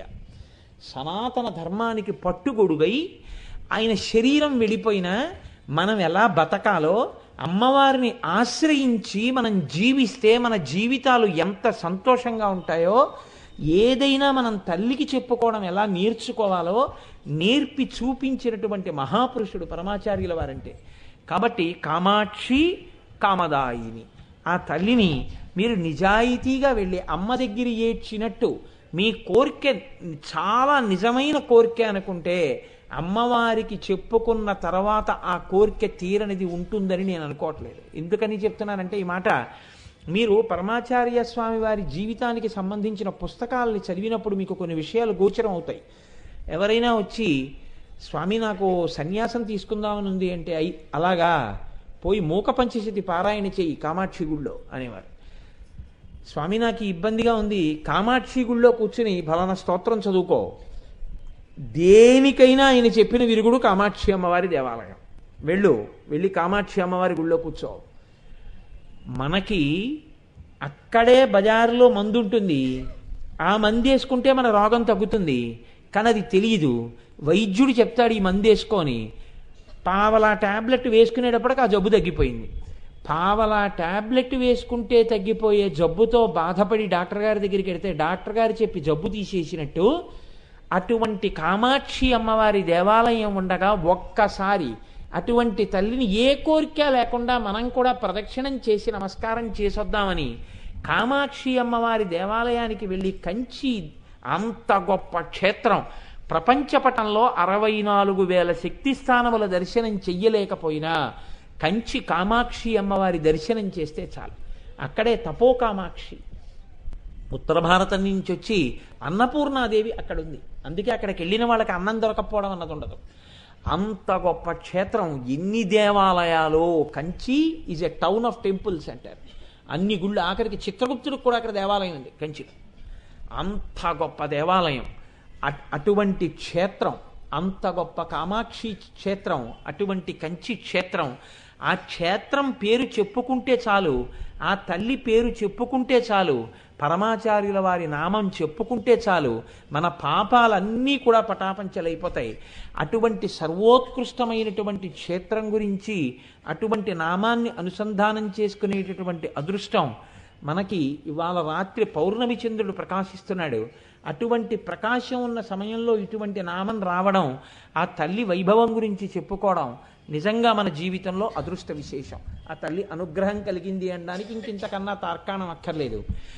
నేను సంతోషంగా తెలుసుకోవడానికి, అసలు సభలో కామాక్షి అమ్మవారి దర్శనం చేసుకున్న వాళ్ళు, కంచి వెళ్ళిన వాళ్ళు ఎంతమంది చెయ్యొద్దండి? బాగుంది, చాలా సంతోషమే. ఏదో తామర కొలంలాగా ఉంది. కానీ నేను మీకు మరోలా అనుకోకపోతే చెప్పే సలహా ఏమిటంటే, కంచి వెళ్ళని వాళ్ళు ఎవరైనా ఉంటే తప్పకుండా వెళ్ళండి. కంచి క్షేత్రం చూడడంతో పాటుగా తప్పకుండా కామకోటి పీఠంలోకి వెళ్ళండి.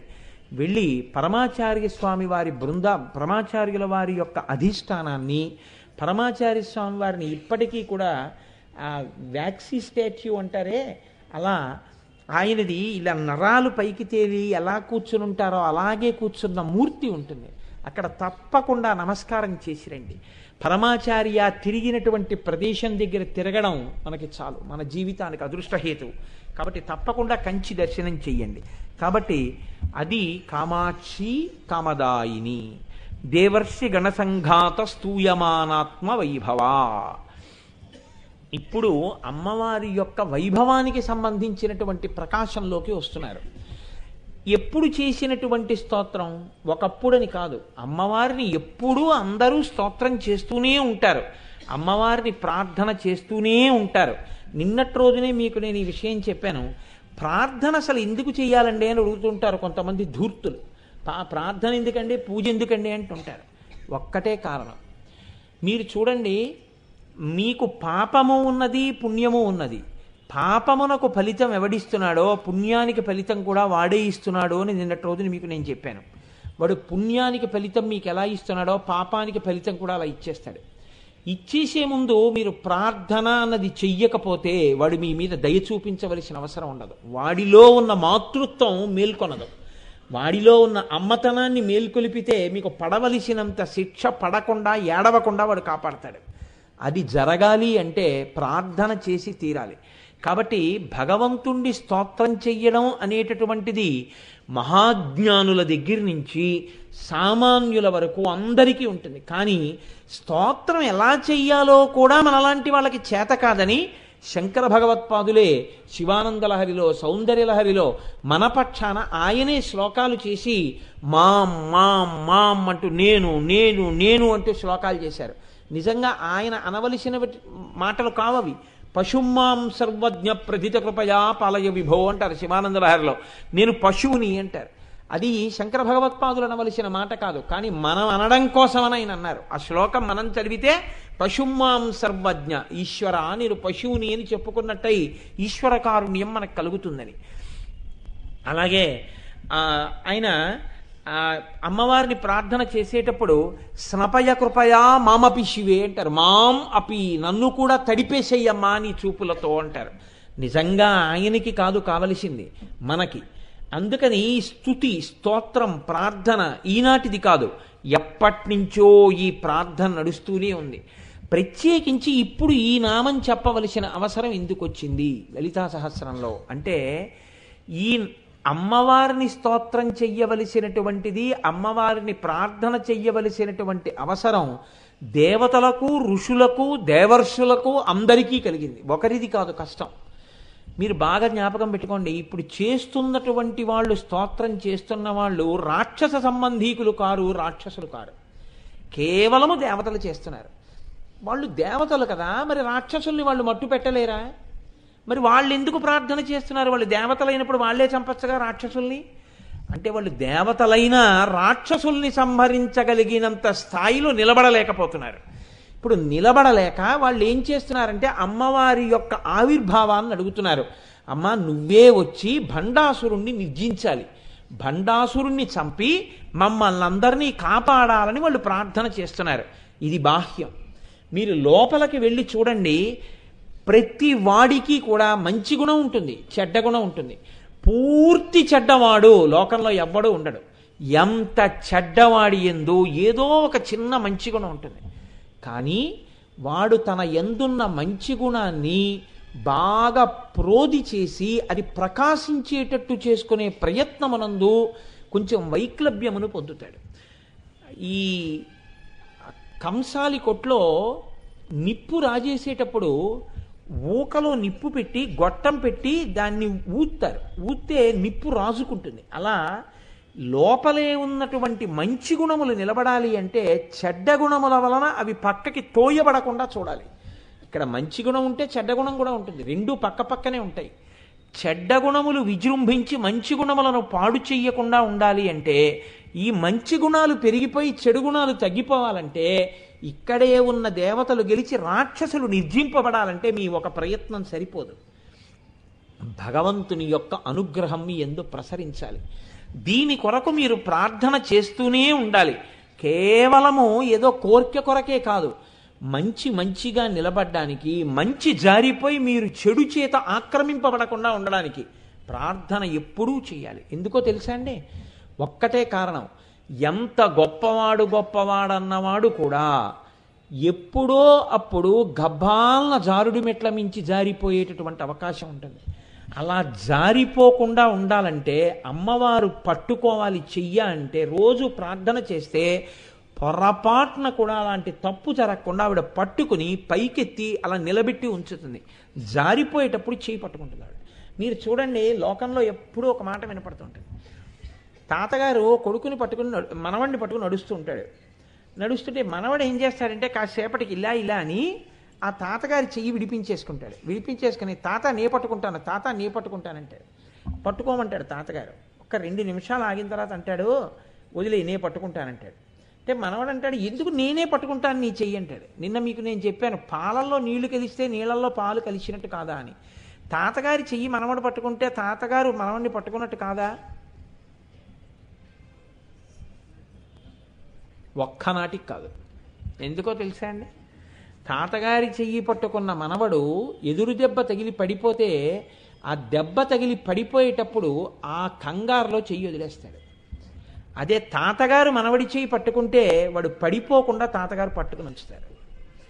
తాతగారు వీడి చెయ్యి పట్టుకోవాలి తప్ప మనవడు తాతగారి చెయ్యి పట్టుకుంటే ఉపయోగం ఉండదు. మరి ఎందుకు తాతగారు అప్పుడప్పుడు వదవాలంటే అలా పట్టుకుని నడిపిస్తూ ఉండడంలో వాడి చెయ్యి నిప్పెట్టిందేమో అని కాసేపు వదిలి మళ్ళీ పట్టుకుంటూ ఉండాలి తప్ప మనవడు తాతగారి చెయ్యి పట్టుకోకూడదు, తాతగారే మనవడి చెయ్యి పట్టుకోవాలి. భార్య భర్త చెయ్యి పట్టుకోవాలి, భర్త భార్య చెయ్యి పట్టుకుని నడిపించాలి, భర్త భార్య చెయ్యి పట్టుకుని నడిపించాలి. భార్యే భర్త చెయ్యి పట్టుకుని నడిపించడం అంటే అంత బాగుండదేమో. కాబట్టి దేవర్షిగణ సంఘాత స్తూయమానాత్మ వైభవ, ఈయన వయస్సులో కూడా పెద్దవాడు కాబట్టి అలా నడిపించగలిగిన దక్షత కలవాడై ఉండాలి అన్నది నా ఉద్దేశ్యం అంతే. కాదు, ఈ నామంలో ఒక రహస్యం ఉంది.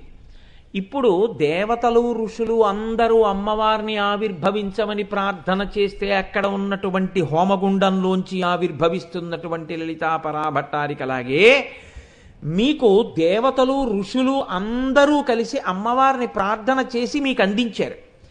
ఎలా అందించారు? ఇప్పటికీ ప్రతి చోట ఆ దేవతలు ఉన్నారు, ఆ ఋషులు ఉన్నారు. కానీ ఆ దేవతల్ని ఆ ఋషుల్ని వాడుకోవడంలోనే ఉంటుంది. దేవతలకి ఋషుల యొక్క నోరు మీరు నొక్కేసి రాక్షసులే లోపల నుంచి పలుకుతున్నారనుకోండి, స్తోత్రం ఉండదు. వాడెక్కడున్నాడో అక్కడ అల్లరి, కేకలు, ఆందోళన, ఇబ్బందులు, భయం ఉంటాయి. ఎక్కడ వీళ్ళు వాళ్ళని గెలిచారో అక్కడ దేవతా ప్రార్థన ఉంటుంది. ఎలా ఉంటుందో తెలుసా అండి? ఒక్కటే కారణం. మనకి అచ్చులు 16, హల్లులు 34, ఒకటి సంఘాతాక్షరం ఛకారం. ఇప్పుడు ఈ 51 అక్షరాల్లోంచే సమస్త వాంగ్మయం వచ్చింది. ఋషిప్రోక్తమైనటువంటి వాంగ్మయం ఏదుందో అదంతా భగవత్ సంబంధమే అయి ఉంటుంది. భగవంతుడి గురించి మాత్రమే మాట్లాడతారు వాళ్ళు. ఒక రామాయణం అంతా భగవత్ సంబంధంతో ఉంటుంది, భారతం అంతా భగవత్ సంబంధంతో ఉంటుంది, భాగవతం అంతా భగవత్ సంబంధంతో ఉంటుంది. ఆ 51 అక్షరాలతోటే మత్తు సాహిత్యం ఉంటుంది.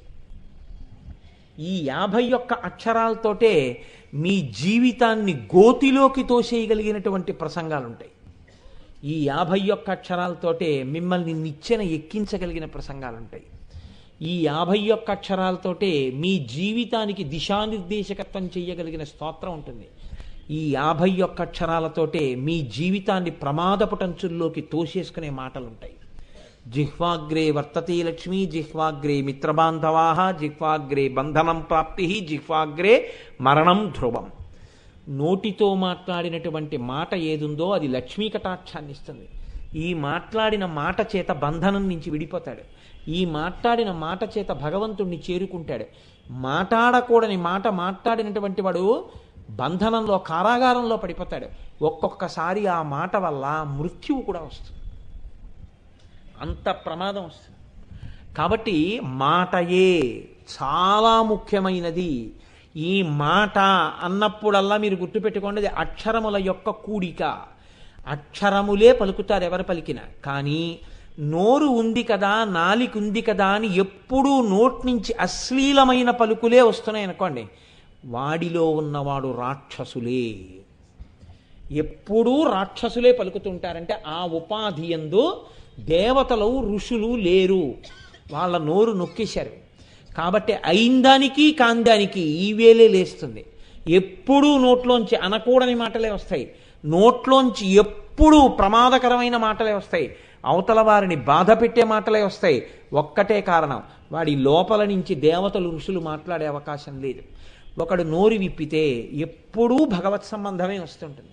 ఒక్కటే కారణం, వాడి యందు రాక్షసుల యొక్క పీక దేవతలు నొక్కేశారు. కారణం ఏమిటి? అమ్మవారి యొక్క అనుగ్రహం ఆ దేవతలకు ఉంది, లోపలున్న దేవతలకి. అక్షరములను పలికే అదృష్టాన్ని అమ్మవారు అందరికీ ఇచ్చింది. ఇప్పుడు నేను ఎలా మాట్లాడుతున్నానో మీరు అలా మాట్లాడగలరు, నేను లలితా సహస్రం ఎలా చదివానో మీరు అలా చదవగలరు.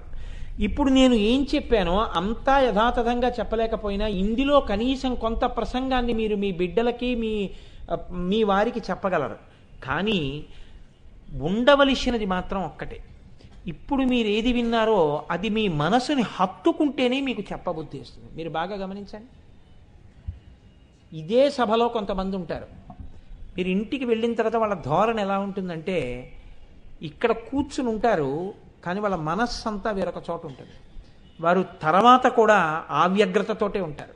ఇంటికి వెళ్ళాక కూడా వాళ్ళ మీద దీని ప్రభావం ఏమి ఉండదు, అదే మాట్లాడుతూ ఉంటారు, ఆ వ్యగ్రతతోనే ఉంటారు.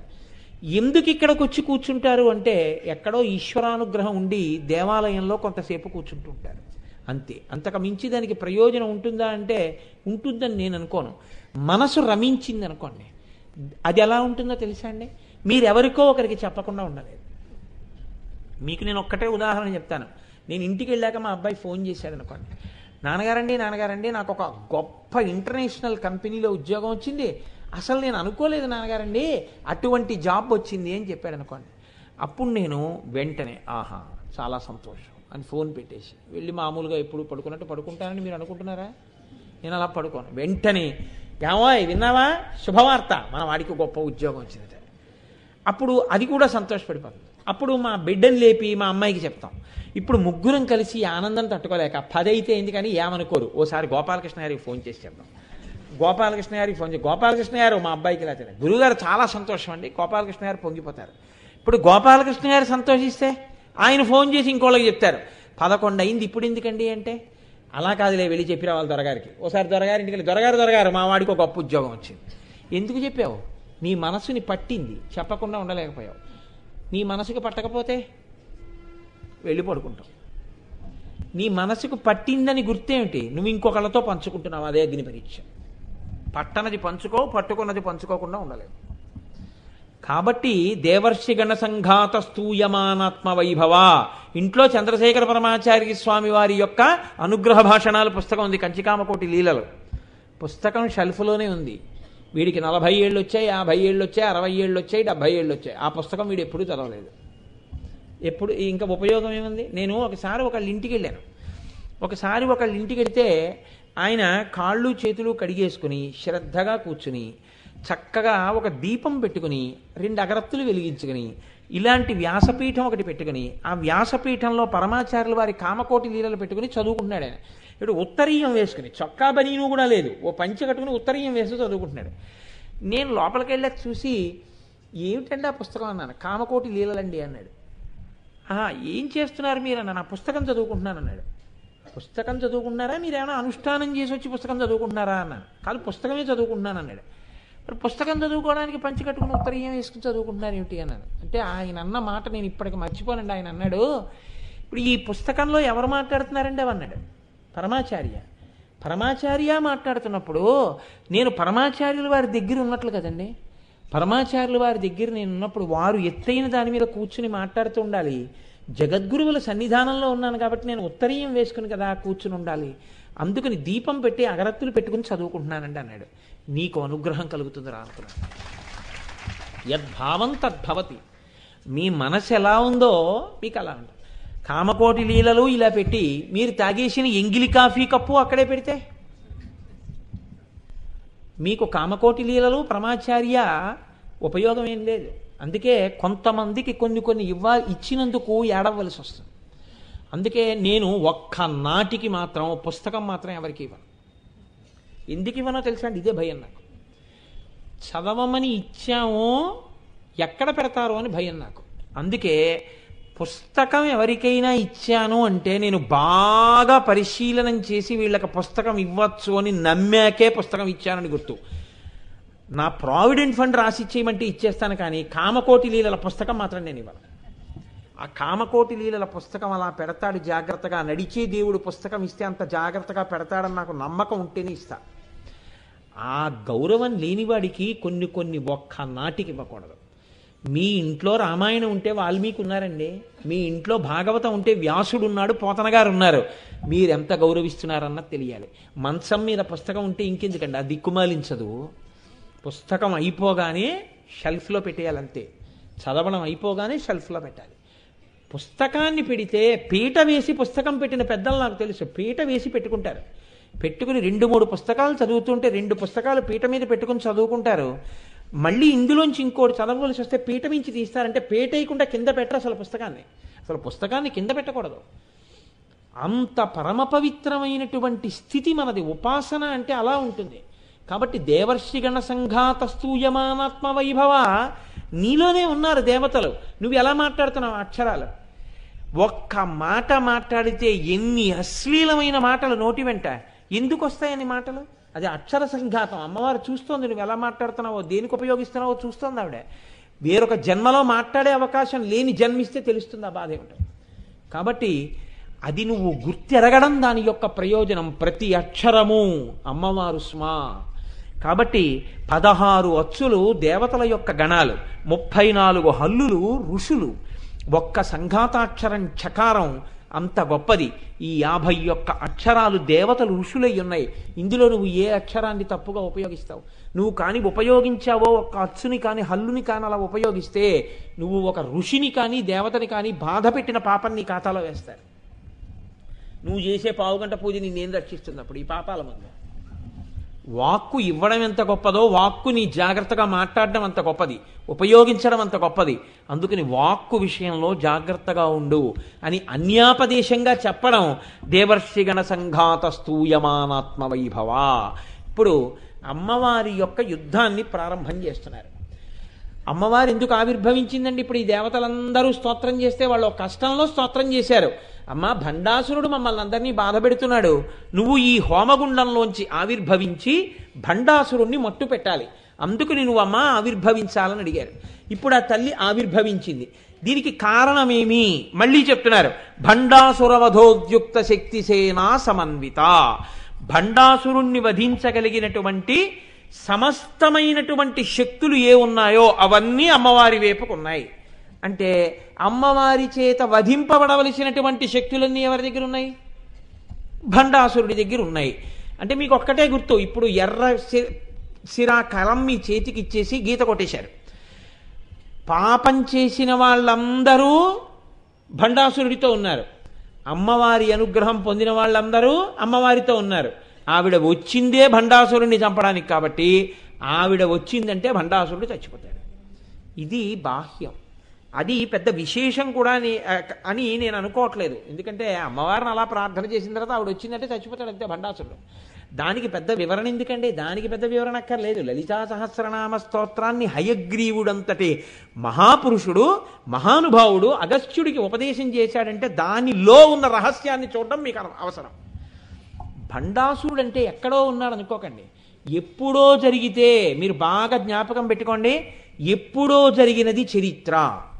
దాన్ని దేని బట్టి చెప్తారంటే భూమిలో దొరికిన రాళ్ళు బట్టిని, ఎక్కడో గోడల్లో దొరికిన మేకుల్ని బట్టి చరిత్ర చెప్తారు. లలితా సహస్రనామ స్తోత్రము చరిత్ర కాదు. చరిత్ర చెప్పుకుంటే మీకు ఉపయోగం లేదు. కృష్ణదేవరాయల వారు కంచి క్షేత్రానికి గోపురం కట్టించారు అని నేను మీకు చెప్పాను అనుకోండి, దానివల్ల మీకు ఉపయోగం ఏముండదు. కట్టించిన రాయలవారికి వస్తుందేమో పుణ్యం, మీకు నాకు వచ్చేది ఏముండదు. చరిత్ర చరిత్రే అంతే. రాయలవారికి 2 పెళ్ళాలు ఉన్నారు అని నేను చెప్పాను అనుకోండి, అది చరిత్ర అంతే. కానీ భండాసురుణ్ణి అమ్మవారు చంపింది అని చెప్పాను అనుకోండి, లేదా భండాసురుణ్ణి చంపడానికి అమ్మవారు వచ్చింది అన్ని శక్తులతో కలిసి ఉంది ఇప్పుడు ఆవిడ అన్నాను అనుకోండి, అది చరిత్ర కాదు. చరిత్ర కాకపోతే ఇప్పుడు మీకెలా పనికొస్తోంది ఆ నామం? అది విచారణ చేయడమే గురూపదేశం. అందుకే లలితా సహస్రం గురూపదేశం అనడానికి కారణం ఏమిటంటే ఇందులో ఏ ఒక కోణమైనా మీకు అందితే మీ పొరపాటు మీకు గుర్తొచ్చేస్తుంది. భండాసురుడు అనగా ఎవరు అంటే శోణితపురమునందు ఉంటుంటాడు ఆయన. శోణితపురమునందుండి తాను తప్ప తనని ఆశ్రయించిన వారు తప్ప అన్యులు సుఖపడకుండా చూస్తూ ఉంటాడు. మీకు మొట్టమొదటి రోజే చెప్పాను నేను భండాసురుడి ఆవిర్భావం గురించి, బ్రహ్మాండ పురాణం గురించి. కాబట్టి శోణితపురమునందు భండాసురుడు ఉండడము అంటే ఎక్కడ ఉంటాడండి? శోణితపురము అంటే రక్తమాంసాలు. రక్తమాంసాలలో ఉన్న భండాసురుడు ఎవరు? మీరన్నీ నేను అనలేను, కానీ మీ వంటి జ్ఞానుల్ని నేను. కాబట్టి రక్తమాంసములతో కూడినటువంటి ఈ దేహమునందే ఉన్నటువంటి నేను. భండ అన్న శబ్దానికి అర్థం ఏమిటో తెలుసా అండి? చాలా తేలిగ్గా చెప్పాలంటే, పరమశివుడు తన 3వ కంటి మంటతో మన్మధుణ్ణి కాల్చినప్పుడు కింద పడిపోయినటువంటి తెల్లని బూదితోటి చిత్రకర్మ అనబడేటటువంటి ఒక గణపతి, అంటే గణముల యొక్క నాయకుడు ఒక ఆయన. గణపతి అంటే వినాయకుడు అనుకున్నారు. ఒక గణపతి ఒక మూర్తిని చేస్తే, ప్రాణప్రతిష్ఠ చేస్తే బ్రహ్మగారు వచ్చి భండా అని పిలిచారు ఆయన. భండుడంటే సిగ్గులేనివాడు. ఒక్క మాట చెప్పాలంటే సిగ్గులేనివాడు అంటే మీరు ఒకటి జ్ఞాపకం పెట్టుకోండి. సిగ్గులేనితనము అంటే నా ఉద్దేశంలో ఏదో ఆయన ఉండవలసిన రీతిలో ఉండనివాడు కాడు అని కాదు. ఎరా నీకు సిగ్గు లేదురా, ఎన్ని మాటలు చెప్పినా నీకు ఇన్ని మార్కులే వస్తున్నాయి అంటారు. మార్కులు రావడానికి సిగ్గుకి సంబంధం ఏంటండి? అంటే సిగ్గు లేనివాడు అంటే ఏమిటో తెలుసా?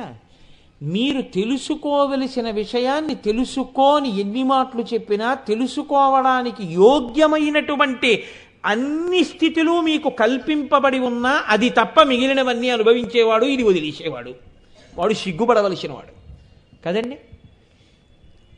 సిగ్గు లేదమ్మా నీకు అంటారు. సిగ్గు లేదమ్మా అంటే చెయ్యకూడని పని చేసింది, చిన్న పని అనుకోండి, అది అలా ఎందుకు చేసావు, అలా చేయకుండా ఉండాల్సిందంటారు. అది పెద్ద తప్పు అనుకోండి, సిగ్గులేని పని చేసావు నువ్వు అంటారు.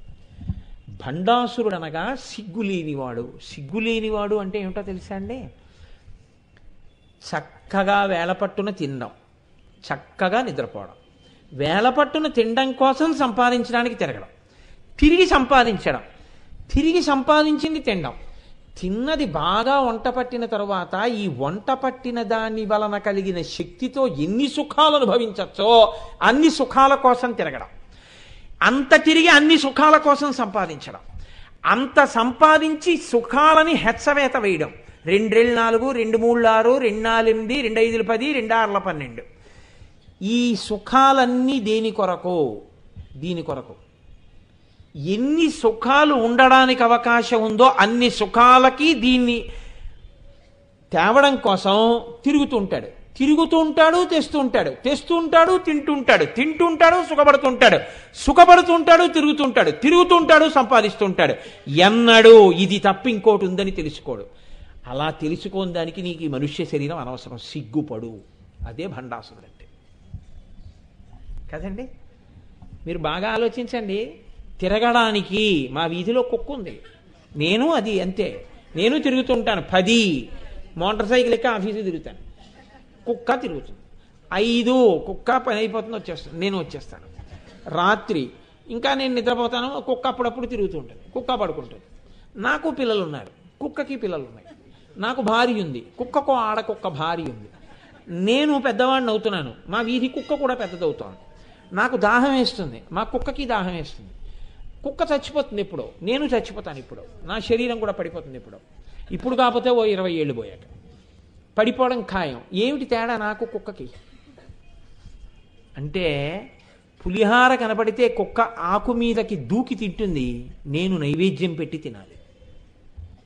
పెట్టకుండా తిన్నప్పుడు కుక్కకి నీకు ఏమిటి తేడా అని నువ్వు సిగ్గుపడాలి. కుక్కకి సమయం యొక్క విలువ తెలియదు, తిరుగుతుంది.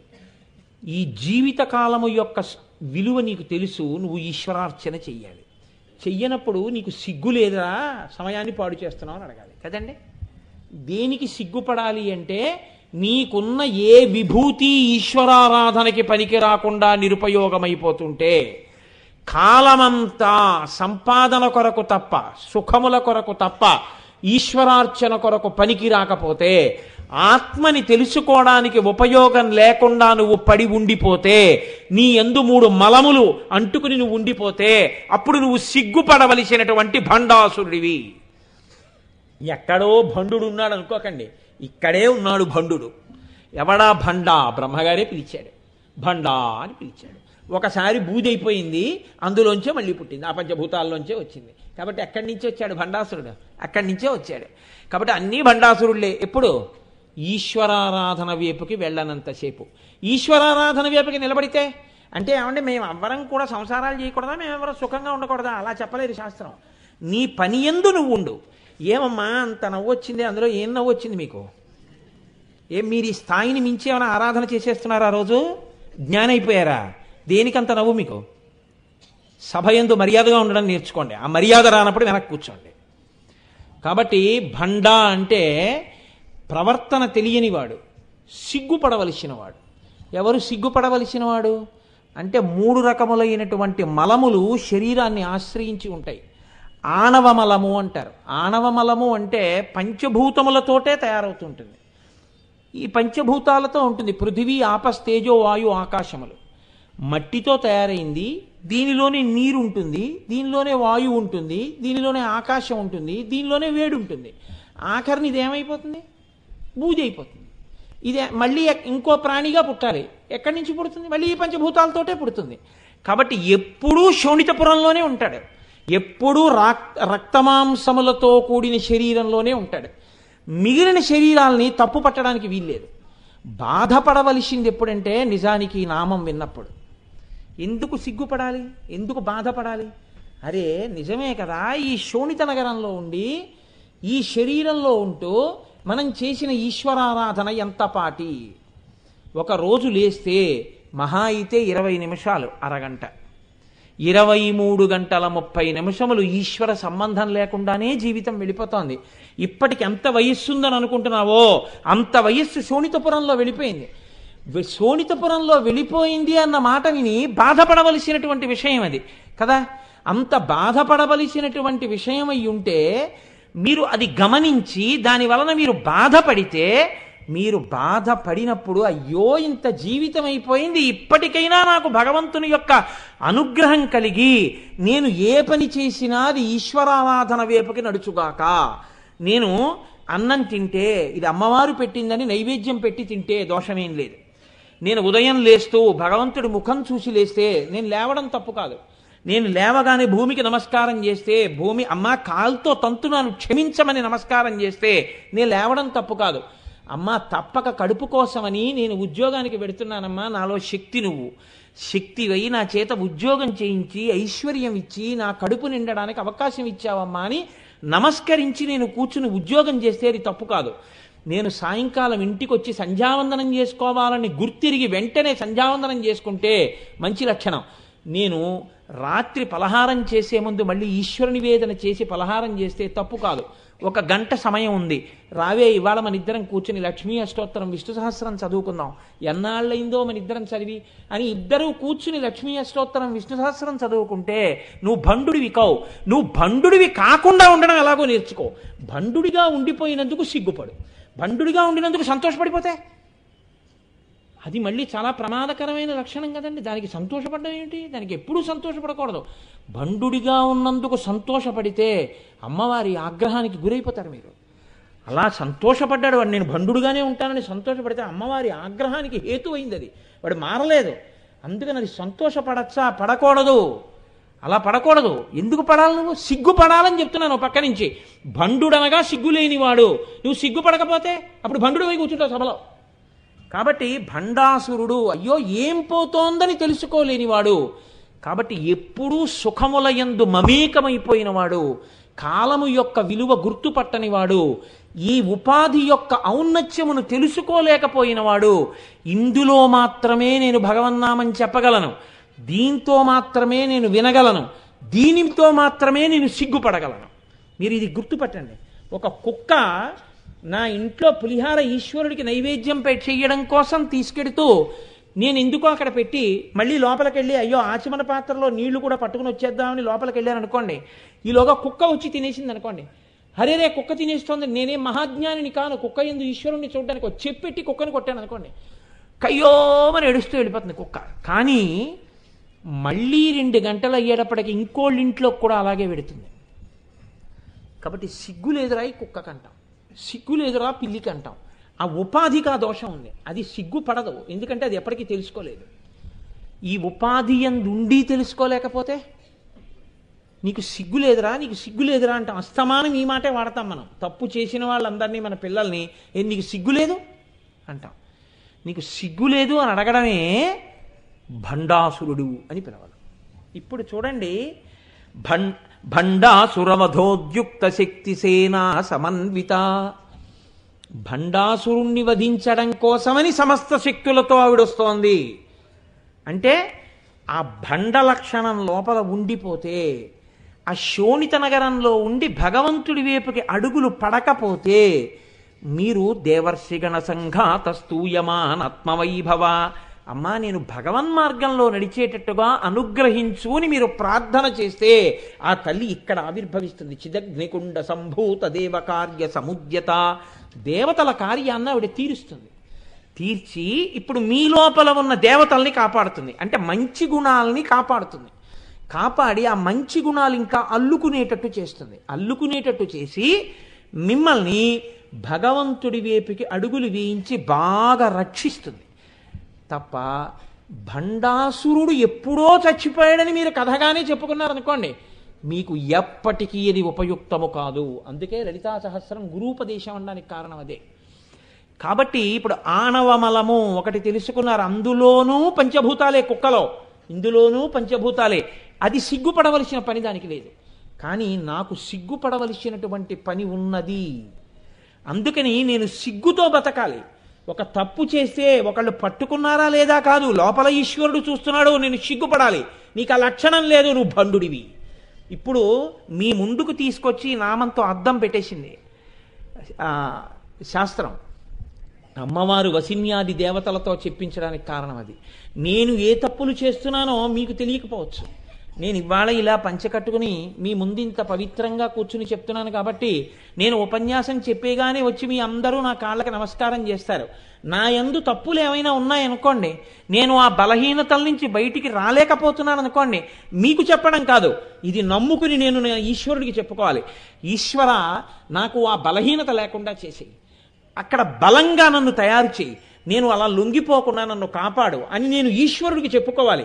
అది దేవర్షిగణ సంఘాత స్తూయమానాత్మ వైభవ.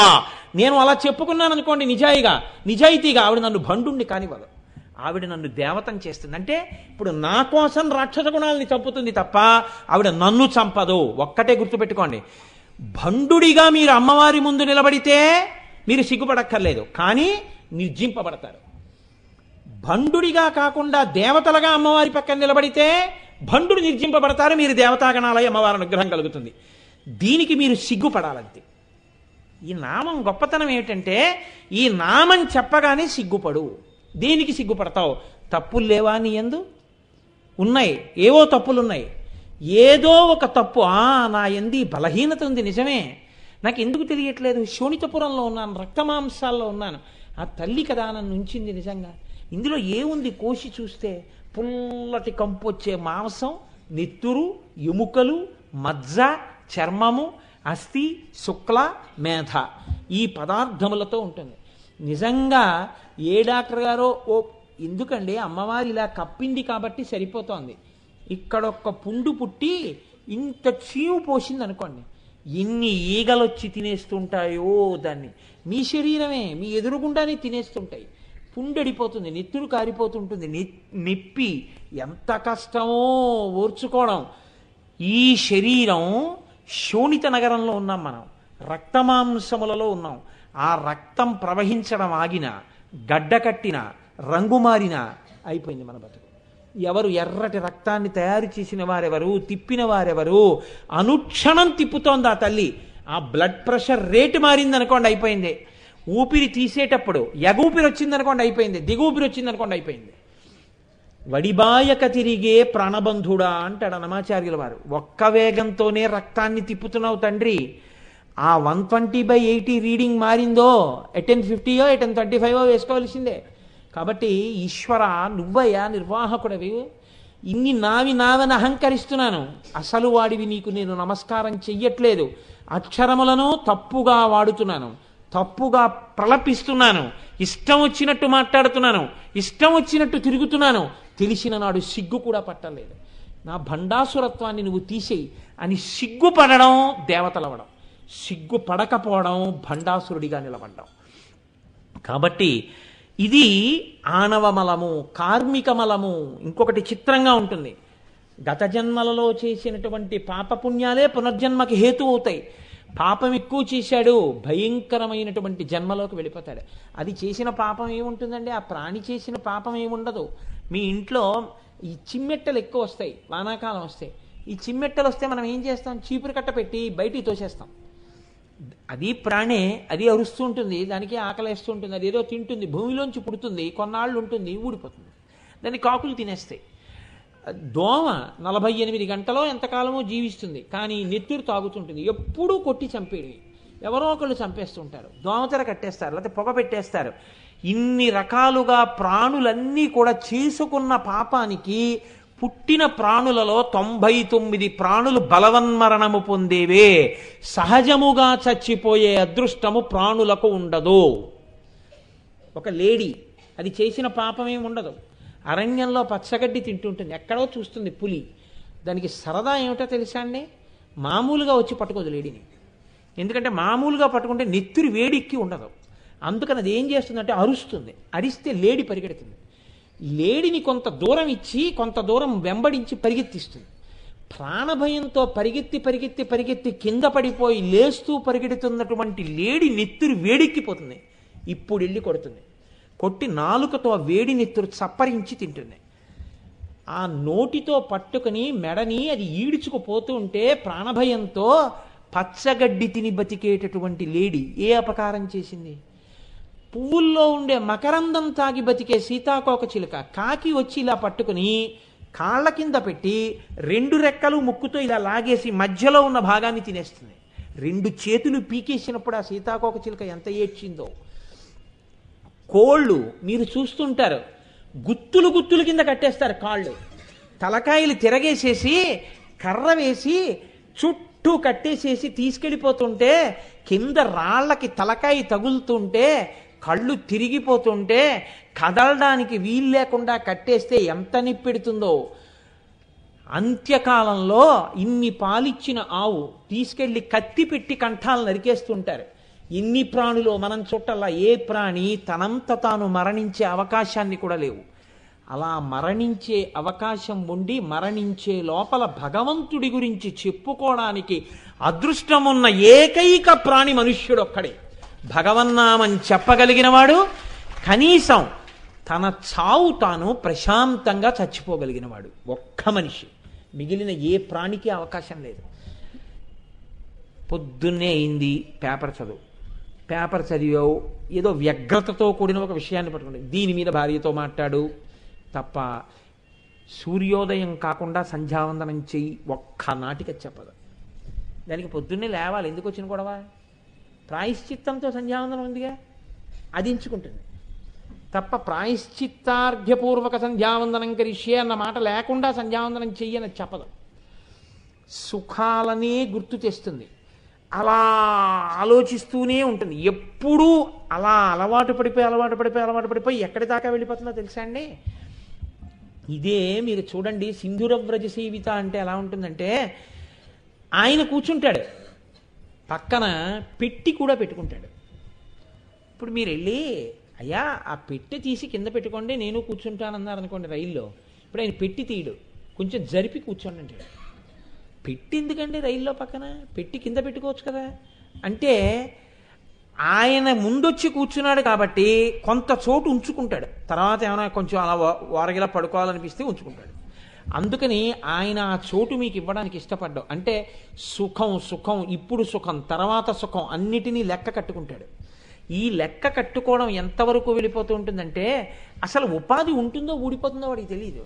అది తెలియదు. కానీ ఎంత % వడ్డీ వస్తుంది, ఎక్కడ పెడితే ఎక్కువ వస్తుంది, ఎన్నేళ్లకి మెచ్యూర్ అవుతుంది, తన పుణ్యం అయిపోయి డబ్బు వస్తుంది, దాన్ని తీసుకెళ్ళి మళ్ళీ పుణ్యకార్యం చేయడు, దీంతో ఓ పల్లకి పట్టుకోడు, నోటితో ఓ భగవన్నామని చెప్పడు, ఒక్క శ్లోకం విండవు, ఒక్క ఉపన్యాసం విండవు, ఒక్క పుస్తకం చదవడు, లక్షలు ఖర్చు పెడతాడు. ఇంట్లో 200 రూపాయలు పెట్టి 7 కాండలు రామాయణం ఉండదు. మీరు పుట్టిన దగ్గర నుంచి ఎంత ఖర్చు పెట్టారని అడిగారు అనుకోండి, కొన్ని లక్షలు ఉంటుంది.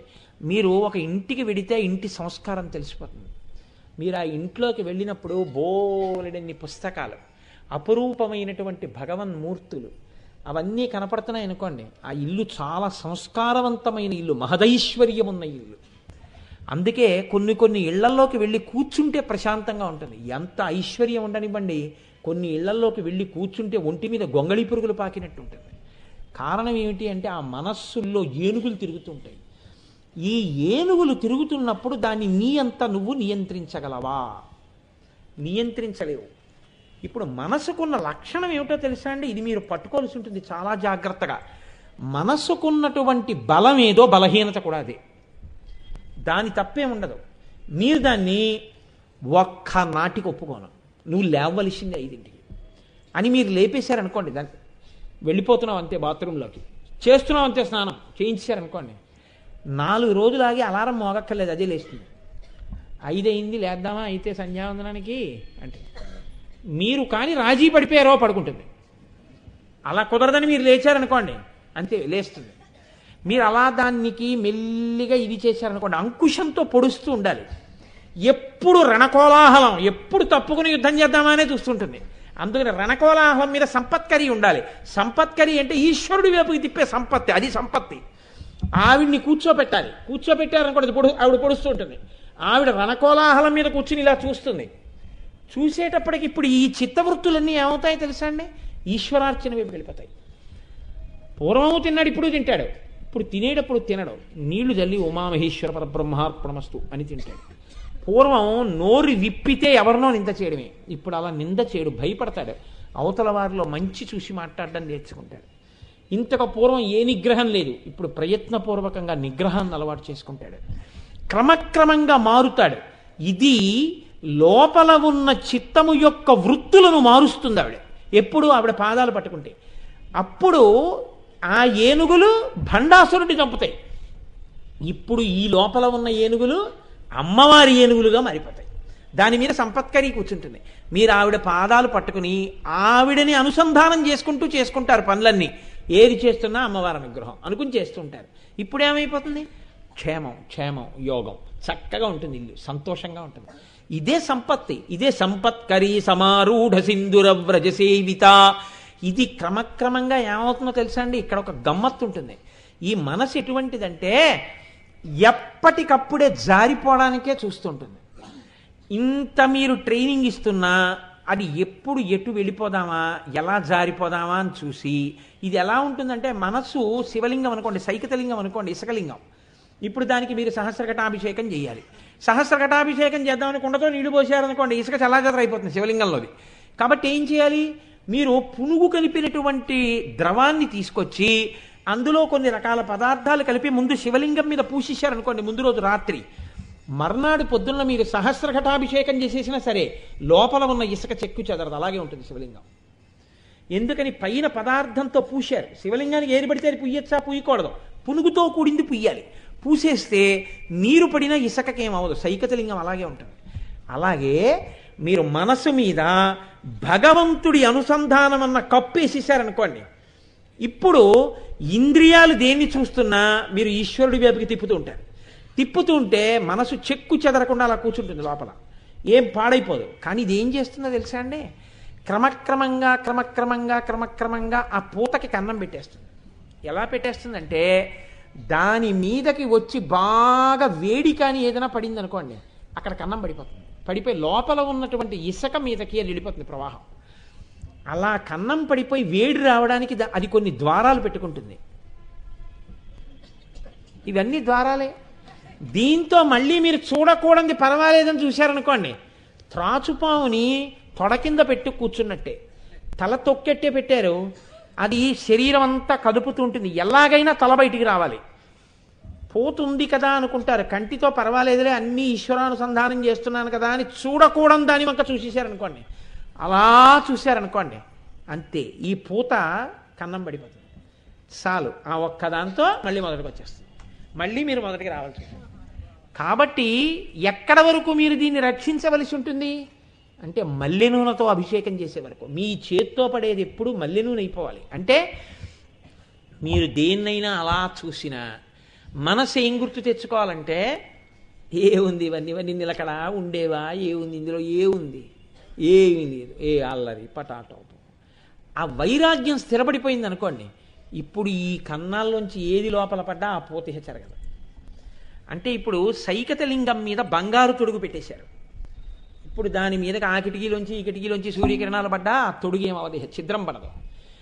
ఆ మీరు కప్పింది బంగారు తొడికి అయిపోయి లోపల హిరణ్యలింగం అయిపోయే వరకు మీరు పరిశ్రమ చెయ్యాలి. దీనికి మొదలెక్కడా అంటే సంపత్కరీ సమారూఢ సింధుర వ్రజసేవిత, ఏనుగుల గుంపుల మీద సంపత్కరీదేవిని కూర్చోబెట్టాలి.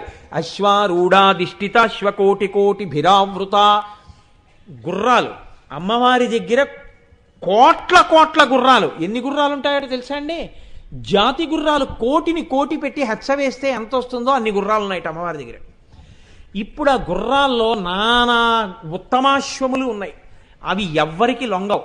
ఇన్ని గుర్రాలు లొంగాలంటే అమ్మవారు ఒకరిని నాయకురాలిగా పెట్టిందట. ఎవరావిడ అంటే ఆవిడ అమ్మవారి చేతిలో ఉన్న పాశంలోంచి పుట్టింది ఆవిడ. ఆవిడ పేరు అపరాజిత అన్న గుర్రం మీద కూర్చున్న అశ్వారూఢ. అశ్వారూఢ అన్న దేవి ఆవిడ పాశంలోంచి పుట్టి అపరాజిత అన్న గుర్రం మీద ఎక్కి కూర్చుంటుంది. ఆవిడ గుర్రం మీద కూర్చుంది అనుకోండి, ఇన్ని గుర్రాలు అదుపులో ఉంటాయి. అంటే ఏమిటో తెలుసా అండి, గుర్రాలు ఏవో కావు, ఇంద్రియాలే. మన ఇంద్రియాలే గుర్రాలు, విచ్చలవిడిగా పరిగెడుతుంటాయి. ఇంద్రియాల మీద అమ్మవారిని పెట్టారనుకోండి మీరు, అంతే అణిగిపోతాయి, చెప్పిన మాట వింటాయి. ఏయ్, దీంతో చూడ్డానికి ఇంట్లో మీరు ఏమీ అవకాశం ఇవ్వలేదనుకోండి, మొదట్లో ఎప్పుడు ఎటు తల తిప్పినా భగవన్మూర్తే, ఎక్కడికి వెళ్ళినా భగవత్ సంబంధమే. ఇది ఏమవుతుందంటే దీని మీద అమ్మవారు కూర్చుంది. ఇంట్లో ఏదైనా వినపడింది అనుకోండి, భగవత్ సంబంధమే, అమ్మవారు కూర్చుంది.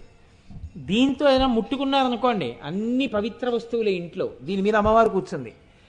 తిన్నారనుకోండి, నైవేద్యం పెట్టే తినాలి, దాని రుచి మీద అమ్మవారు కూర్చుంది. ఇలా మీరు అమ్మవారిని ఇంద్రియాల మీద కూర్చోపెట్టడం అలవాటు చేశారనుకోండి, క్రమక్రమంగా ఇంద్రియాలకు వచ్చే లక్షణం ఏమిటో తెలుసా అండి, దాని మీద కూర్చున్న మనస్సు కూడా క్రమంగా ఏమైపోతుందంటే వీటినే చూడడానికి ఇష్టపడుతుంది. మీరు పూజా మందిరం మీకు అక్కర్లేదండి, మీరు రైల్లో వెళ్ళిపోతున్నా మీ ఇంటి పూజా మందిరాన్ని చూపించేస్తుంది మనసు.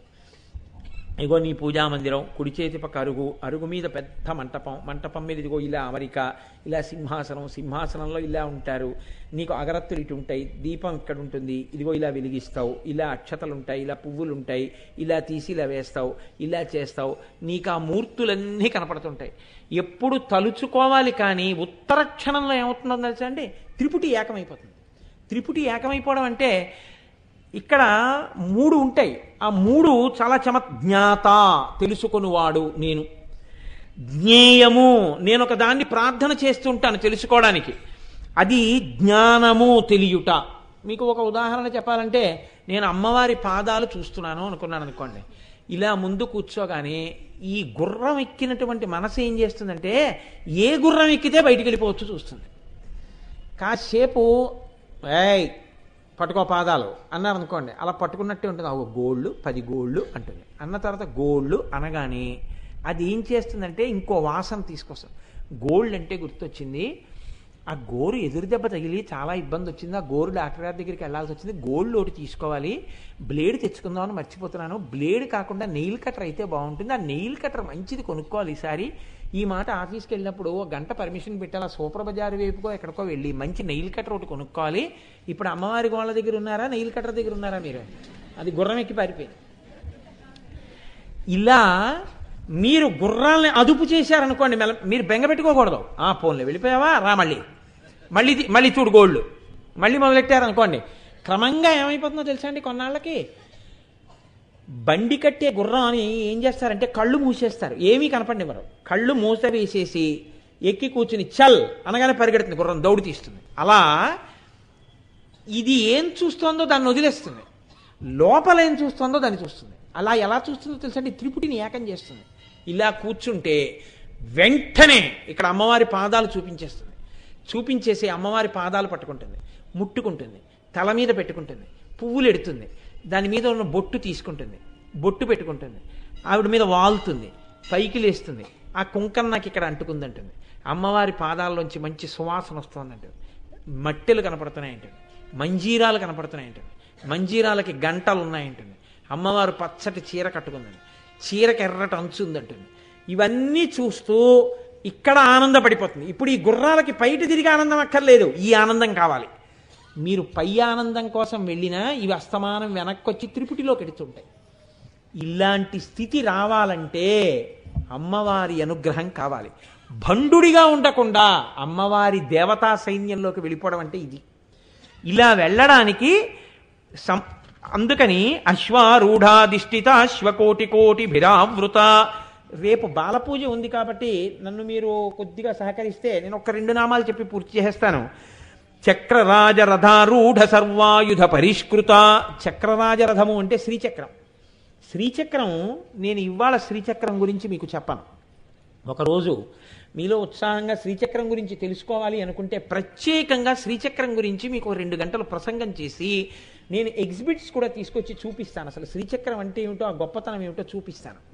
అప్పుడు మీరు శ్రీచక్రం గురించి తెలుసుకుందరు. కానీ శ్రీచక్రంలో ఆవరణలు ఉంటాయి, అందులో అనేక వేల మంది దేవతలు ఉంటారు. శ్రీచక్రాన్ని మీరు అర్చన చెయ్యగా, అంటే నా ఉద్దేశం మీ ఇళ్లల్లో శ్రీచక్రాలు పెట్టమని కాదు, బాగా గుర్తుపెట్టుకోండి. చక్రము ఎవరు పడితే వారు ఆరాధించలేరు, చెయ్యకూడదు కూడా. శ్రీచక్రమే అక్కర్లేదు, అమ్మవారిని ఆరాధన చేస్తే అమ్మవారి అనుగ్రహంతో ఏమవుతుంది? అమ్మవారి రథంలో సర్వాయుధ పరిష్కృత. మీకు ఏ ఇబ్బందులున్నాయో భగవంతుడి వైపుకి వెళ్ళడానికి, ఆ ఇబ్బందులన్నింటినీ తీసేయగలిగినటువంటి శక్తులన్నీ ఆవిడ దగ్గర ఉన్నాయి. మీరు ఆవిడ పాదాలు పట్టుకుంటే మీరు ఎక్కడ తొట్టు పడుతున్నారో దాన్ని తొలగించి ఆవిడ చక్కగా ఈశ్వరుడి వైపుకి నిలవబడుతుంది. ఇక్కడ జీవితంలో కీర్తి ఉంటుంది, క్రమశిక్షణ ఉంటుంది, ఐశ్వర్యం ఉంటుంది, శోభ ఉంటుంది, మంచి పేరు ప్రఖ్యాతులు ఉంటాయి, క్షేమం ఉంటుంది. మిమ్మల్ని నమ్ముకున్న వాళ్ళందరూ కూడా సంతోషంగా ఉంటారు. కాబట్టి ఆత్మజ్ఞానమునకు అవసరమైనవి ఏ ఉన్నాయో అవన్నీ ఆవిడ యొక్క రథంలో ఉండి మీకు ఇస్తుంటుంది. అది చక్రరాజరథారూఢ సర్వాయుధ పరిష్కృత గేయ చక్రరథారూఢ మంత్రిని పరిసేవిత. అమ్మవారి దగ్గర 16 మంది మంత్రినులు ఉంటారు. వీళ్ళ పేర్లు వింటుంటే చాలండి, ఇంట్లో పిల్లలకు కూడా బుద్ధి వైభవం వస్తుంది. ఆ 16 మంది మంత్రినులే సంగీతయోని, శ్యామ, శ్యామల, మంత్రనాయిక, మంత్రిని, సచివేశాని, ప్రధానేశ, కుశప్రియ, వీణావతి, వైణికి, మద్రిణి, ప్రియకప్రియ, నీపప్రియ, కదంబవేశ్య, కదంబవనవాసిని, సదామల. ఈ 16 మందిలో ప్రధానమంత్రిని ఒక ఆవిడుంది. ఆ ప్రధానమంత్రినియే శ్యామల. ఆవిడ వీణ పట్టు కూర్చుని ఉంటుంది. అమ్మవారికి శ్యామలాదేవికి అభేదం, ఇద్దరు ఒకటే. ఎప్పుడైనా అమ్మవారు ఏదైనా మాట్లాడాలంటే ఇలా కుడిపక్కకి తిరిగి రాజశ్యామలతో మాట్లాడుతుంది, ప్రధానమంత్రితో మాట్లాడుతుంది. రాజశ్యామల వంక చూసి రోజు పిల్లలు నమస్కారం చేస్తే గొప్ప బుద్ధి వైభవం వస్తుంది. ఇప్పుడు మీకు రేపు బహూకరింపబడిపోయే మూర్తుల్లో అమ్మవారికి కుడిపక్కన రాజశ్యామల ఉంటుంది. ఈ రాజశ్యామలకి అమ్మవారికి అభేదం, ఇద్దరికి తేడా లేదు. ఇక్కడ మీరు ఒకటి గమనించండి, అభేదం అయితే ఇద్దరు ఎలా అయ్యారండి? ఇద్దరు ఉండరుగా. నాకు దొరగారికి అభేదం అన్నాను అనుకోండి, దొరగారు నేను ఎలా ఉన్నాం సభలో, రెండు ఎలా అయ్యారు? అభేదం అంటే ఇక్కడ గుర్తు ఏమిటో తెలుసా అండి? మీరు నామంలోకి వెళ్ళాలి. గేయ చక్రరథారూఢ మంత్రిని పరిసేవిత. గేయ చక్రం అంటే గానం చేయడం, గేయం అంటే పాట, గానం అంటే మననాత్ త్రాయితే ఇతి మంత్ర, మననం చేయడమే గానం చేయడం. గాయత్రి అంటే గానం చేస్తే రక్షించేది. మీరు ఒక మంత్రాన్ని పట్టుకున్నారనుకోండి, గురూపదేశం పొందారు. గురూపదేశం పొంది ఇప్పుడు ఆ మంత్రానికి అంగన్యాస కరన్యాసములు ఎలా చూడాలి అన్నది గురువు చెప్తారు, చెప్పి స్తోత్రం ఇస్తారు. ఇప్పుడు మీరు అంగన్యాస కరన్యాసాలు చేసి ఆ మంత్రాధిష్టాన దేవత ఎలా ఉంటుందో ఊహ చేస్తూ ఆ శ్లోకం చదివారు, ప్రార్థనా శ్లోకం చదివి కూర్చున్నారు. కూర్చుని ఇప్పుడు ఈ మంత్రం చదువుతున్నారు. లోపల ఆ మంత్రాన్ని స్వరంతో చదువుతున్నారు. మంత్రం చదవాలంటే ఏముండాలండి? ఊపిరి ఉండాలి. ఊపిరి మంత్రంగా మారుతూ ఉంటుంది. ఆ మంత్రంగా మారుతున్నప్పుడు ఓ పంచాక్షరి ఉందనుకోండి, పంచాక్షరి పలకాలంటే ఊపిరేగా పంచాక్షరిగా వస్తుంటుంది. పలికేటప్పుడు మీరు స్వరంతో పలుకుతూ ఉంటారు. ఇలా పలకగా పలకగా పలకగా పలకగా పలకగా ఏమైపోతుందంటే కొన్నాళ్ళకి ఆ మంత్రం చెయ్యగా చెయ్యగా చెయ్యగా చెయ్యగా దాని యొక్క బీజాక్షరం విస్ఫోటనం అవుతాయి. నేను మాటలు పలుకుతుంటే ఆకాశగుణకమై ఆకాశంలోంచి వచ్చి మీలో ప్రవేశించి నాలో ఉన్నది మీలోకి వచ్చేసినట్టు, నాలో ఉన్నటువంటి భావాలు ఏమున్నాయో మీకు వచ్చేస్తున్నాయి. కాబట్టి కదా ఇప్పుడు నేనేమనుకున్నానో మీకు తెలిసిపోతుంది, నేను చెప్పింది మీకు అర్థమవుతోంది. అలా బీజాక్షరం విస్ఫోటనమై ఆ శ్లోకానికి అధిదేవత అయినటువంటి అమ్మవారి యొక్క దర్శనం అవుతుంది. ఇప్పుడు మంత్రము మంత్రాధిష్టాన దేవత రెండవవు, మంత్రమే మంత్రాధిష్టాన దేవత అయి దర్శనం ఇచ్చేస్తుంది. రాజశ్యామల అంటే గేయ చక్రరథారూఢ మంత్రిని పరిసేవిత. అమ్మవారి ఆరాధన పూర్వకంగా జీవితాన్ని గడపడం నేర్పేటటువంటి బుద్ధి. ఆ బుద్ధి మీకు కలిగిందనుకోండి, ఆ బుద్ధి వల్ల చిట్ట చివర ఏమవుతారంటే అమ్మవారిలోనే కలుస్తారు. కాబట్టి గేయ చక్రరథారూఢ మంత్రిని పరిసేవిత కిరిచక్రరథారూఢ దండనాథ పురస్కృత. అమ్మవారి దగ్గర 12 మంది సేనానాయకులు ఉంటారు. పంచమి దండనాథ, సంకేత, సమయేశ్వరి, సమయ సంకేత, వారాహి, పోత్రిణి, శివ, వార్తాళి, మహాసేనాని, ఆజ్ఞాచక్రేశ్వరి, అలిందిని అని పేర్లు వాళ్ళకి. ఇందులో మళ్ళీ ప్రధానమైన సేనానాయకురాలు ఉంటుంది ఆవిడ వారాహి. ఎర్రటి ముట్టితోటి ఆదివరాహమూర్తి ఎలా ఉంటారో అలా ఉంటుంది.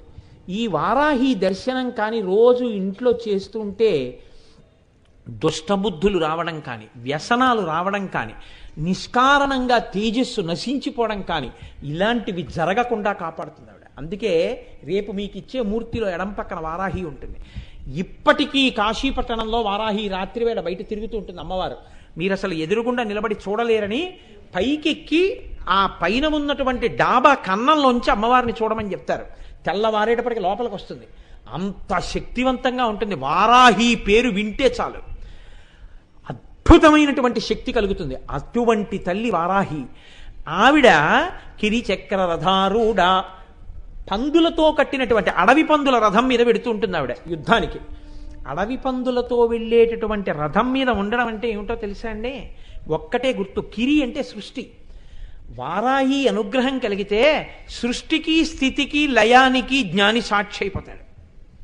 సృష్టి స్థితి లయ అంటే ఎక్కడో తెలుసా అండి? పుట్టడం, ఉండడం, మరణించడం కాదు. సృష్టి అంటే స్వప్నావస్థ. స్వప్నంలో ఏమవుతుంది? సృష్టి జరుగుతుంది. కళ ఉంది, కళ్ళలో కాశీ కనపడుతుంది. కాశీ సృష్టించిందా లేదా? మనసు.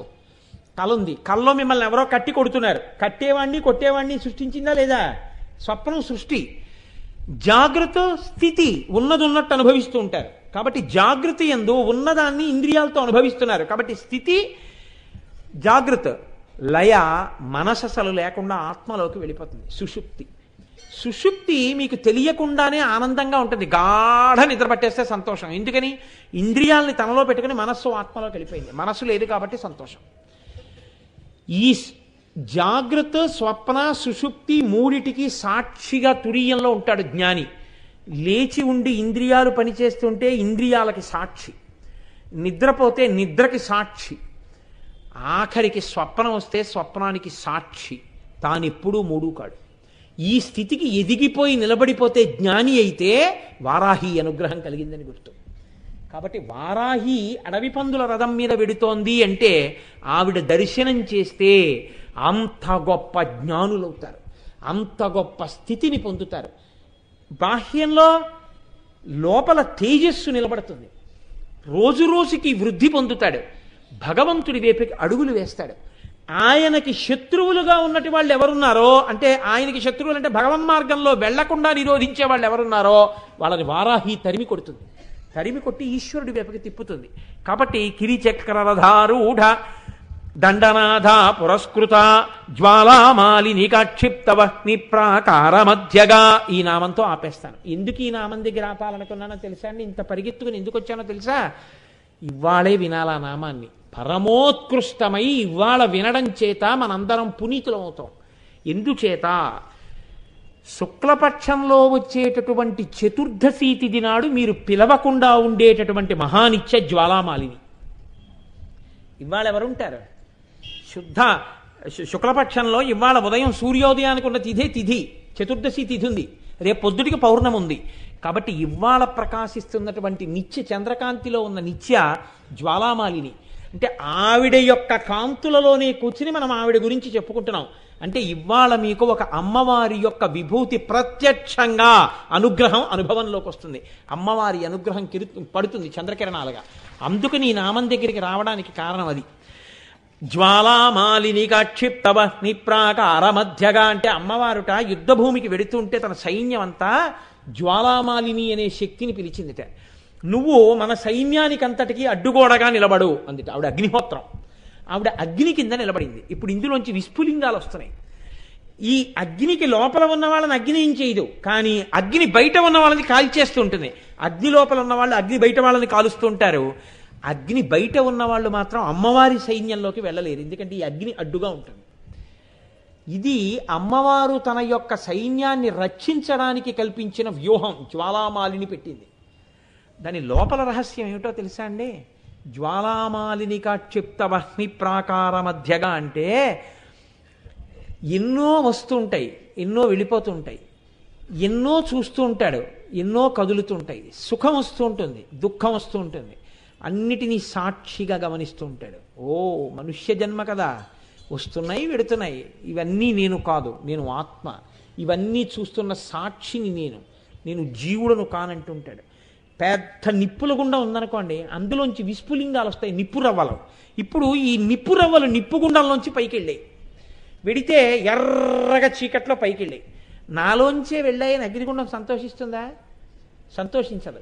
పైకి వెళ్ళి తెల్లగా బూడిదైపోయి, అయ్యయ్యో నాలోంచి వెళ్ళిన నిప్పురవ్వ తెల్లగా బూడిదైపోయిందని బాధపడుతుందా? బాధపడదు. ఈ బూది పక్కన పడిపోయింది. అగ్నిగుండానికి ఏమైనా బాధ? ఏమీ లేదు, తాను జ్వలిస్తూనే ఉంటుంది.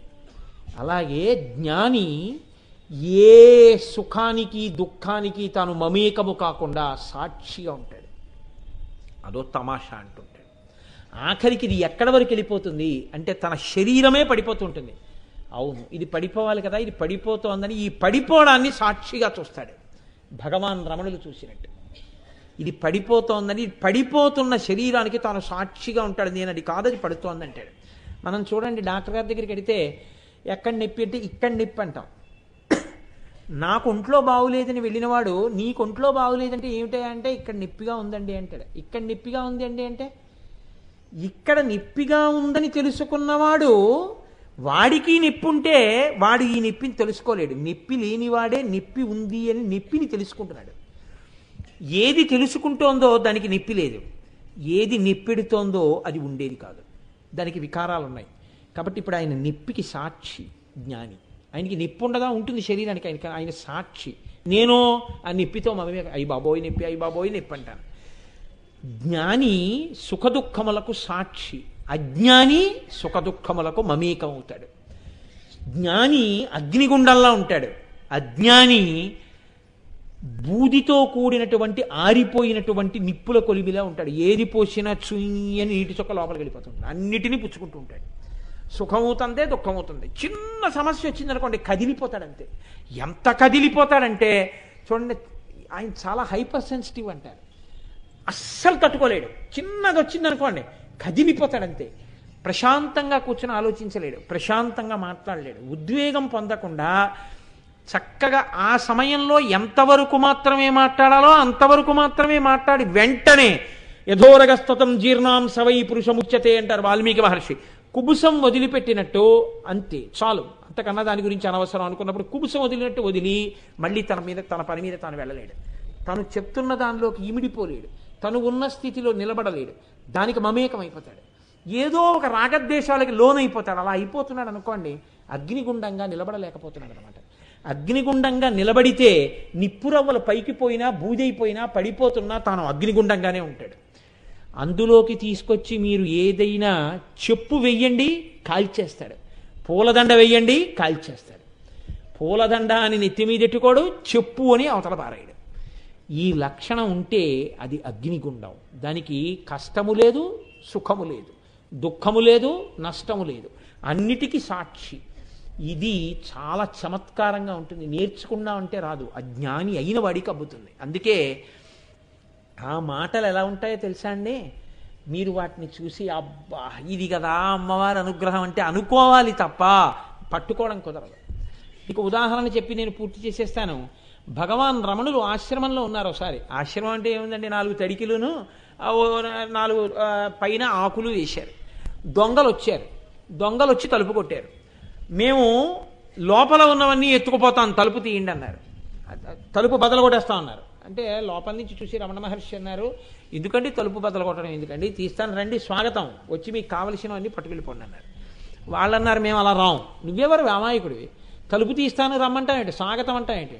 మాకు వృత్తిలో ఒక తృప్తి ఉండాలి కదా. దొంగతనం అంటే తృప్తి ఎప్పుడు? మేము తలుపులు పగలగొట్టి లోపలికి వస్తాయి. అందుకని బాబోయ్ బాబోయ్ నరు దొంగ దొంగ అనరు.